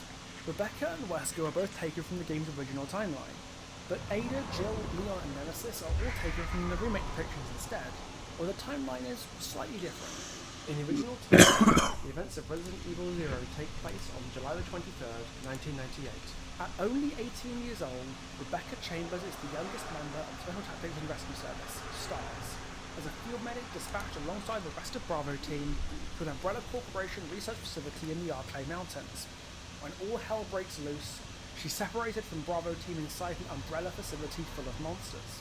An entity abducts her before she can find her way out. A couple of months later in the remake timeline, the T-Virus is unleashed on Raccoon City. Law and order are thrown to the wind as virus-infected zombies and Umbrella bioweapons terrorize the streets, leading to the events of the Resident Evil 2 and 3 remakes that take place December 30th, 1998. On his first day on the job, fresh-faced RPD recruit Leon Kennedy investigates the biohazard that has taken over the city, only to be taken by the Entity once he broke into a top-secret Umbrella Corporation lab. Meanwhile, the STARS Alpha Team deputy, Jill Valentine, is pursued by the bioweapon Nemesis throughout the city. Umbrella assign a relentless pursuer to take Jill out in the chaos, so that the truth of their work never made it public. But both are taken by the Entity before the Nemesis is able to complete its assignment. We go from Capcom to Konami now, with the end of Dracula's canonical story in Castlevania, the Battle of 1999. We've never actually seen before the Battle of 1999 in any piece of Castlevania media, but it's how Dracula's DVD lore ends, where he's finally killed by Alucard and the latest in a long line of Belmonts, Leon Belmont. In the main Castlevania canon, he winds up reincarnating into Soma Cruz. But in Dead by Daylight's version of events, Dracula is abducted by the Entity instead, to continue his reign of terror for all eternity in the fog. While the Battle of 1999 is the last event within the exact year, takes place before the 21st century, there's a few other stories in this period that are set into motion in the late 90s or early 2000s. And to see the first one, we had to pay a little visit to Greenville. Greenville is a fairly normal small American town. Coffee shop, high school, theatre, nothing really out of the ordinary.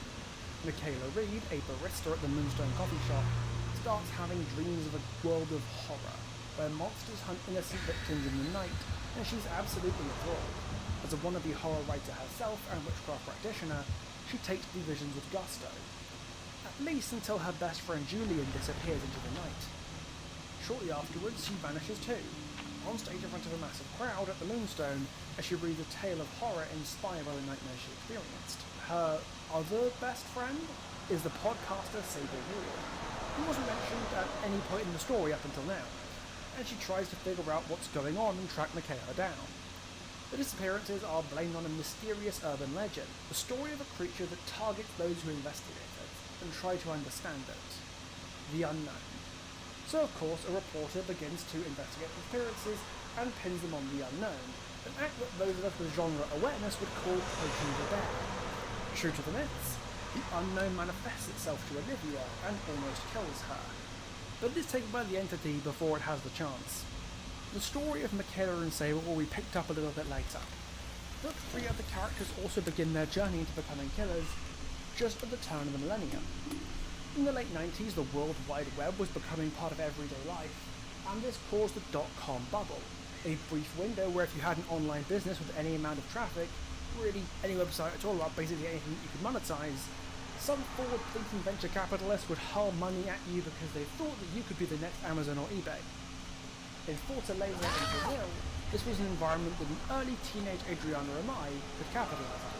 Adriana's father's sight then became more distant as he was plagued by horrifying visions, and his career as a mangaka was failing, so Adriana was looking for a way to make her own money. She'd been spending her time hosting a website about Brazilian manga and anime for a little bit, and she sold the website for a chunky payout before the markets crashed, entering a world of corporate investment before she even finished high school. Meanwhile, in Springwood, Ohio, the children of the Ballard Preschool were coming home troubled. They had unexplained injuries, clothing damage, and stories of trauma and pain at the hands of the school groundskeeper Freddy Krueger. After fleeing the school and hiding away, Krueger is burned to death by the parents of Springwood out of a fear that he molested their children. I'm sure that neither a soulless transaction of art of a profit, starting a young egomaniac off on a world of corporate investment, nor the immolation of a sadistic paedophile relate to anything that happens later, I promise. And thus we leave the slasher age behind. As the late 1990s and early 2000s sow the seeds of a new breed of stories. Analog horror, found footage, self-aware horror comedies like Scream and the rise of the internet changed how people consume the world around them, including consuming horror stories. And the DVD chapters set in this era change how new horror is understood by its consumers. Most original survivors also come from this period in the 21st century because they're explicitly intended to be everymen, the kind of people you would meet on the street, and it's probably easier to make a relatable character when they're part of the time period you were alive in. The following survivors appear to have come from the 2000s before the entity took them: Meg Thomas, Nia Carlson, and Jake Park. Meg and Nia both tell stories of troubled teenagers in small-town America trying to live challenging lives in their own ways. Meg has implied ADHD and is living with her terminally ill mother, choosing to give up her scholarship to university to take care of her. While Nia is a fish out of water, struggling to belong and motivate herself after her family uprooted from Sweden. And Jake can't live with the expectations of his wealthy and status-obsessed family, preferring to depart from public life completely and go and live in the woods. In all three cases, I'm assuming they come from the 2000s based on the clothing technology that sort of gives me these vibes. I don't have anything concrete to go on in these cases. The car Nia vandalizes looks old and ostentatious. The idea of a hazing ritual for high school athletics competitions is also very 2000s coming-of-age movie-y. And the closest thing that we have to modern-day stuff that we ever see Jake using is an old-school walkie-talkie. If we're told that all three of these survivors were from the 2020s or even 1990s, I would probably believe it. But I'm going to go for the early 2000s because it's the best guess I've got. For these guys, I encourage you to make your own decisions, and you've not got a lot to work on. But they're not the only teenage would-be survivors bumming around in the early 2000s. The Black Veil did not exist for centuries of strife and bloodshed without making enemies. And a group of those enemies, the Imperiati, met up on Dyer Island, the former home of the Blight, to discuss their next move. Several of these members have children of their own who've been brought to the island, two of those being Elodie Rakoto and Felix Richter. Those two, alongside 5 other teenage Imperiati kids, formed a little gang called the Pariahs, and Elodie led them across the island on expeditions. One day, Elodie found carvings and ritual markings etched into the wall of one of Talbot's old laboratories, and when she felt compelled to touch them, a wild and horrifying cataclysm struck the island. Elodie and Felix never saw their parents again, and thus began a years-long obsession for Elodie, and a lifetime of grieving and self-doubt for Felix. We'll get to those later. 2004 saw 2 notable licensed inclusions from 2 different universes. For the first, we have to return to the Resident Evil remake timeline for the events of the Resident Evil 4 remake. After escaping Raccoon City's destruction 6 years prior, Ada Wong is assigned by Albert Wesker to infiltrate Los Illuminados, the cult led by Osmond Saddler. Her mission? To retrieve a Las Plagas amber sample by any means, and if need be, to distract Leon Kennedy from his mission to retrieve Ashley Brown. Unfortunately, the entity took her before she got the chance. Interestingly, Project W was released in August 2022, whereas RE4 Remake wasn't released until March 2023, which makes Ada the only character in DBD to get taken by the entity at a point in her timeline that the source material hasn't actually reached yet. Not gonna lie, I think that's pretty cool. But only a few months after the Los Illuminados incident, the events of Saw take place in undisclosed Seattle core city that John Kramer calls home.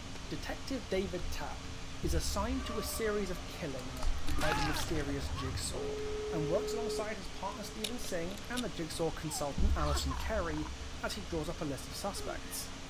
First and foremost among them is Dr. Lawrence Gordon.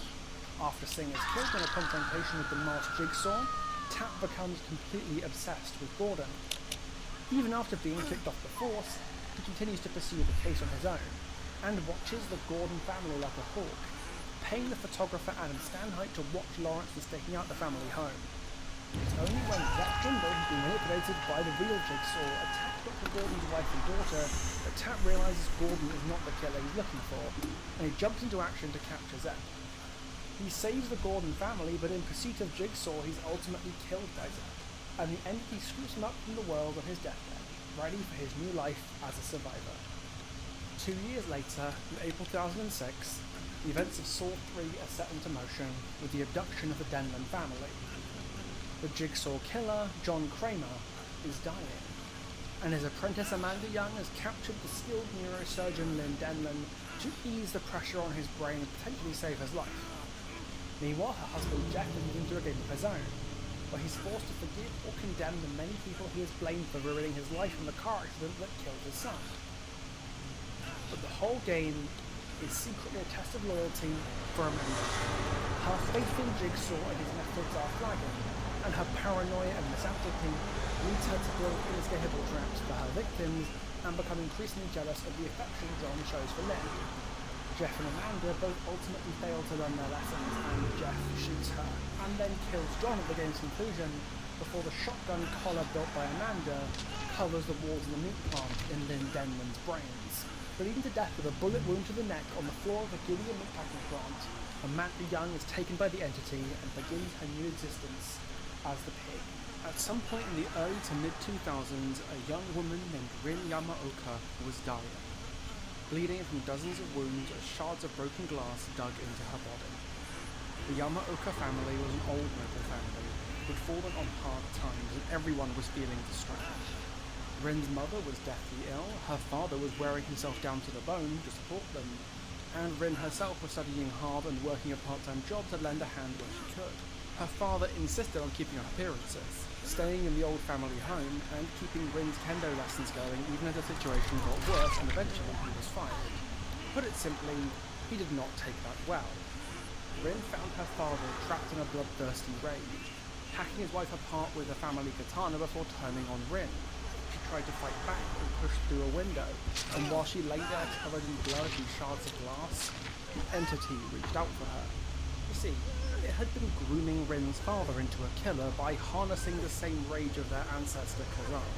But when Rin's bitterness and hatred of her father bubbled up in that moment, the entity realized it had a better candidate right here, and Rin Yamaoka's fate as a spirit was sealed. We don't really have a concrete date for Rin's abduction, but we do have a few clues. She's noted as being a student at Takamatsu They're gonna be University so pissed off. in 1996, meaning her law couldn't have taken Look at place what they before deserve. that time. The design is also heavily inspired by The Grudge, to the point that she even had a score event directly named after it, and the film was released and set in 2006, so I'm comfortable putting her at a similar place and time. 17 years after the events of the first Silent Hill game, Heather Mason takes the helm in Silent Hill 3, dealing with the death of her father Harry and confronting the evils foreshadowing her entire life. Claudia Wolf, the High Priestess of the Order based in Silent Hill, wants to reincarnate the So god big, inside Heather's body, raised in but she captivity thoroughly is rejects being the mother unseeable. of some new monstrous deity, choosing instead to beat the shell of it with a metal pipe. DBD catches up with her when she's all grown up, working at a suicide hotline and finally overcoming the death of her father. But no matter what she did, no matter how long had passed, memory of what happened to her... That Meg did not do very well with that never flashlight. quite Look let at her that. in peace. Totally Matt wasted texts it. first as constant recurring nightmares, and then a phone call from none other than Claudia Wolf herself, long dead but still speaking to Cheryl on the phone of the suicide hotline. The survivor's guilt pooled and eddied around her, and the entity paid her a visit and dragged her into a new nightmare. In terms of the timescale for Silent Hill 3, we went Pretty over funny. earlier how Silent Hill 1 was taken set in 1981. Judging by the calendar in Dawn of Coalition, Silent Hill 2 is set 3 years after the first game. Heather in this game is 17 years old, meaning Silent Hill 3 must take Didn't place look in like that much, 2008. Here from 1991 is the correct date for the first game's events. And the technology of the era, like payphones, fax machine and bulk TVs that we see even outside of Silent Hill, seem to support this to some level. A lot of this stuff is a little old for 2008, but not so old-fashioned that it feels egregiously out of place. In another universe altogether, it's 2009, and the world has ended. Left 4 Dead sees the green flu overtake the world. I might as well do one last one. Fighting through the hordes of the undead to try and find somewhere safe to hide And or he to thrive, deserved to look. and live out the rest of their lives in peace. Bill, Francis, Lewis and Zoe aren't what you'd call the best of friends, But they look out for one another as they flee across the United States, and this culminates in the events of Left 4 Dead: The Sacrifice. Going out like the champ he is, Bill Overbeck is mobbed by zombies as he repairs a generator to raise a bridge, allowing Zoe, and Francis and Lewis I guess, to escape on a boat to a safe island haven where they can finally be safe and not risk spreading the virus to anybody else. But at the last moment, the entity intervenes on Bill's deathbed to ensure he'll be repairing a few more generators to come. But this wasn't the only biohazard making a mess in 2009, because the events of Resident Evil 5 were also taking place. I like how the entity Wesker took Bill took over Tri-Cell as he was Zones dying. Juju Autonomous Zone. It's like, you know what, you're gonna repair a lot more generators. Powerful virus he engineered using the T. Veronica virus, G virus, and Las You better Plagas get used to that. to evolve humanity in his image. But before he can put his plan to work, the entity seizes him for the trials. This is from the original timeline, of course, since there's no RE5 remake yet, and that's the end of the Resident Evil representation in Dead by Daylight. For now, anyway. As we enter 2010, a bulk of all the survivors have to join the story, because as said before, DBD loves their contemporary survivors. For 2010 survivors who aren't dedicated to their killers, we've got Jeff Johansson, Dwight Fairfield, Claudette Morale, Fang Min, Ace Visconti, Jane Romero, Yui Kimura, Adam Francis, David King, Kate Denson, Zarina Casilla, Hadi Kaur, Tori Kane, and Jonah Vasquez. There are some characters in common outplays in the 2010s, and the perfect example here is Jeff, who was a young video store clerk in 1996 in Ormond and was an acquaintance of the Legion. If he was a young teenager in the 1990s, as the Legion comics seem to suggest, then him being in his 30s now would make sense. He grew up to be a sensitive and insightful artist brought up by rock and metal, but wound up being taken into the fog because he returned to Ormond where the entity was already waiting for him. But maybe if he'd fallen into it with the wrong crowd, he could just easily round up as a 5th Legion member instead. There are other characters who I'm happy placing in the 2010s due to the technology that we should be interacting with, like, for example, Ace. Ace is a gang who bounces from place to place, never really settling down and winning money as fast as he loses it. This is the kind of character that could exist at any time, anywhere in the world.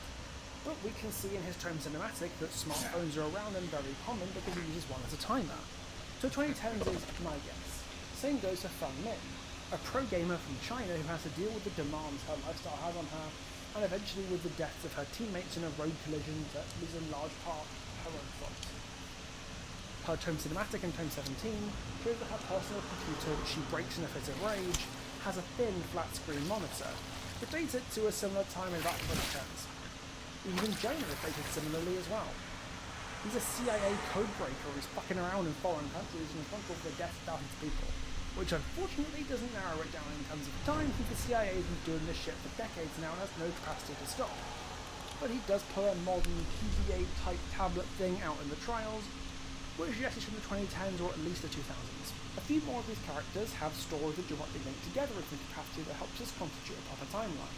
Zarina Casilla, for example, is explicitly from the 2010s, since her entries in Tome 18 suggest that she was a little girl when 9/11 happened, and that being a young Arab girl in a post-9/11 New York changed how she grew up. So a late 20s or early 30s age guesstimation for her would put her squarely in the 2010s.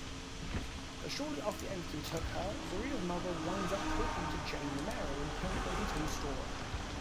Jane is a daytime TV host and well-known celebrity, and she's seen using a smartphone for her Tome cinematic as well. So her being in 2010 works alongside everything we know already. But for the rest of these survivors, we just kind of don't know when they were about. So I'm going to guess 2010 because that's the earliest I think they could reasonably be kicking around.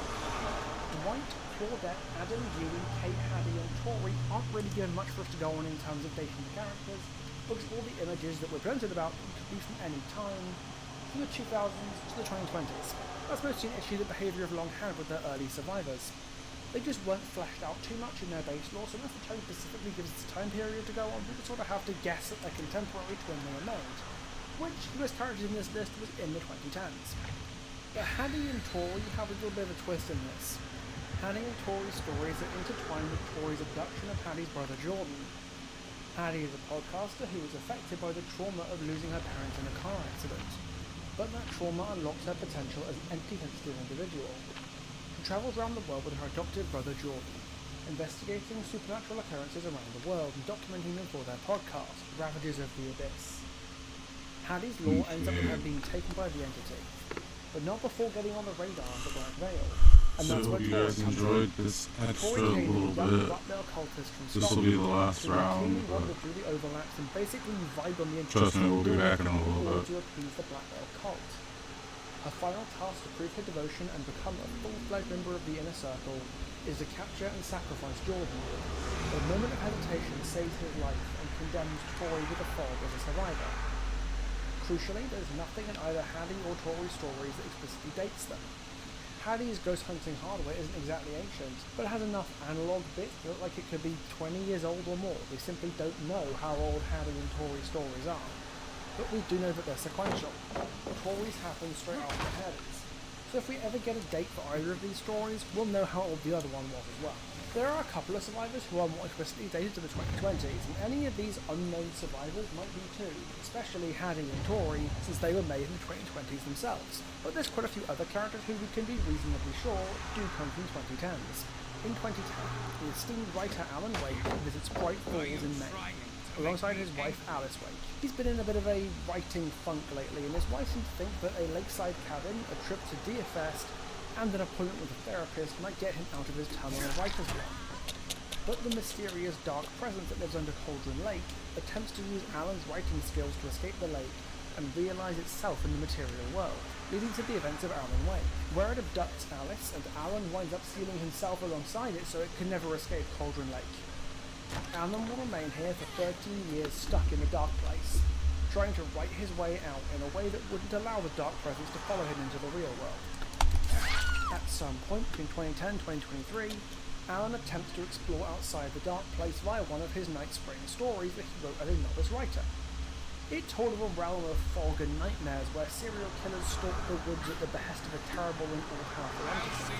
While still tucked away in the writer's room, Alan wrote a copy of himself as the main character in that story, a self-insert protagonist if you like, and that fictionalized version of Alan winds up in the entity's realm, unable to ever leave the torment of the trials. But the dark place isn't the only surreal dream world the entity will breach in 2010, because that's also the year of the Nightmare on Elm Street remakes.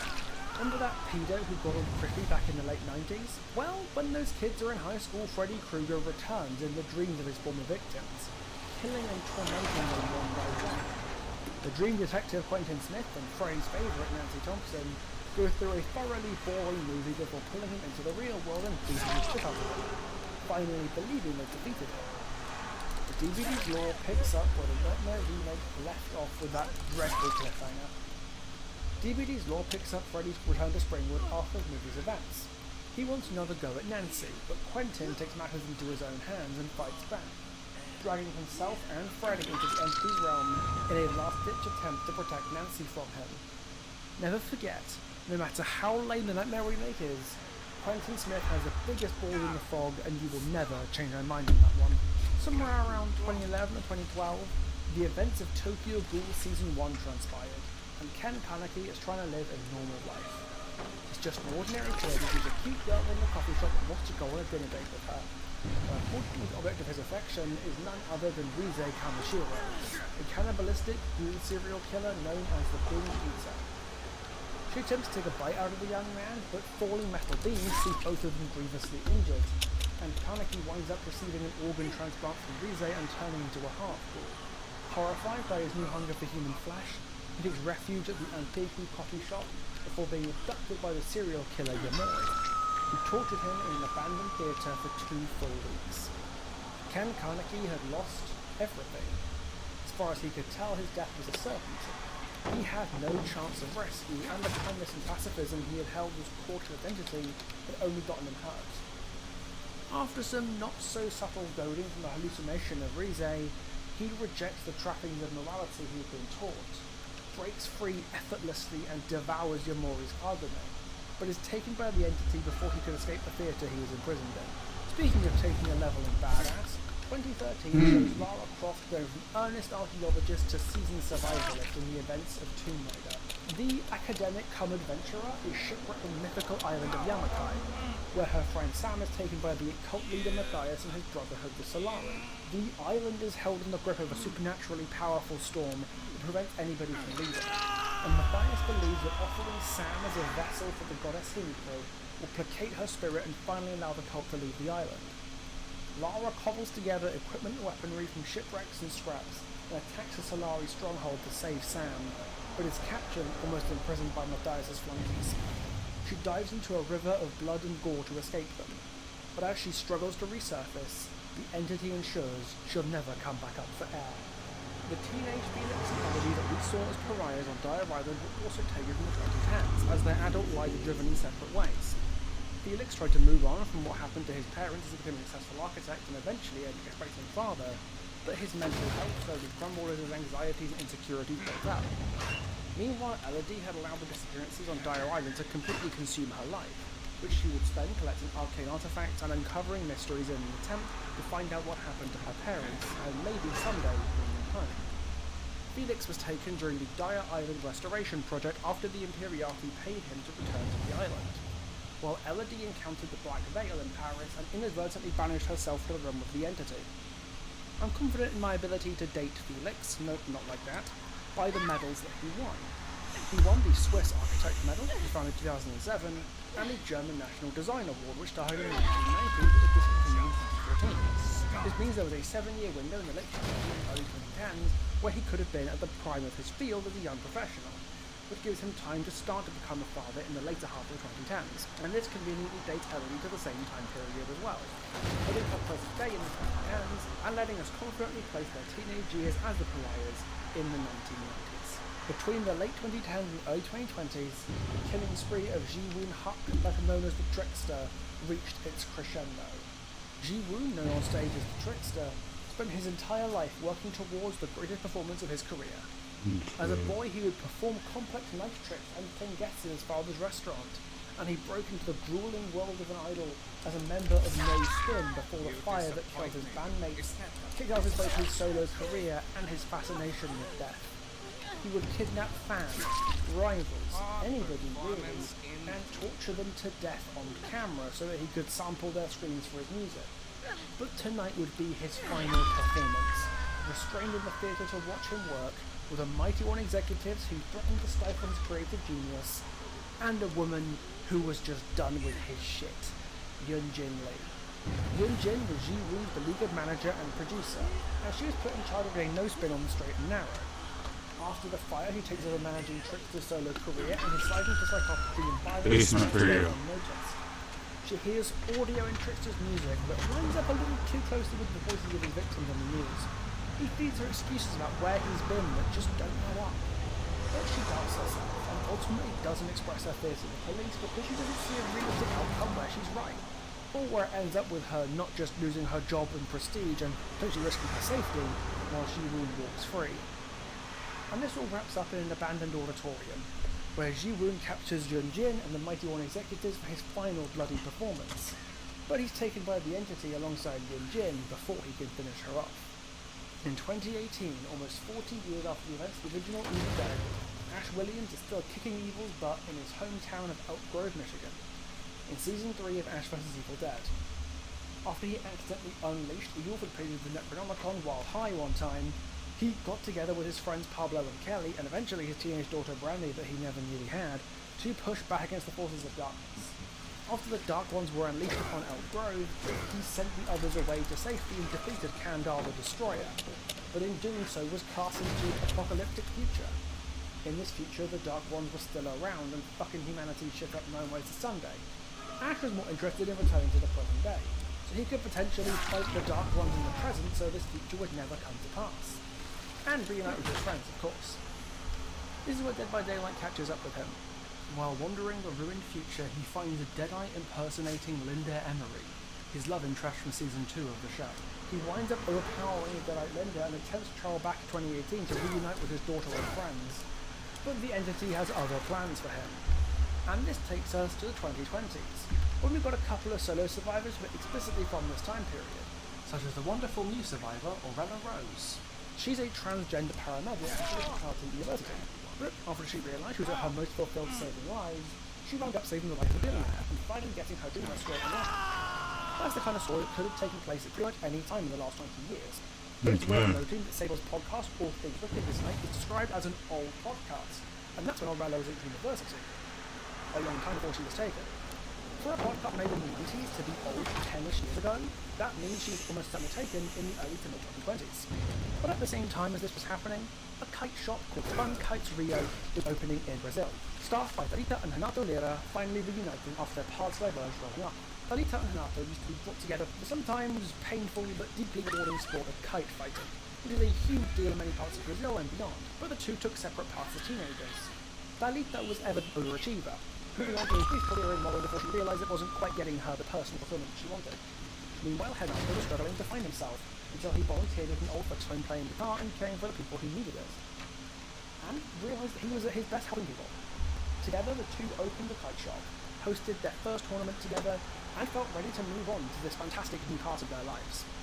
But it all went wrong when they followed a fallen kite and met someone they really shouldn't have done, someone who does not need witnesses. Remember Adriana Romero, that teenager in Fortaleza who saw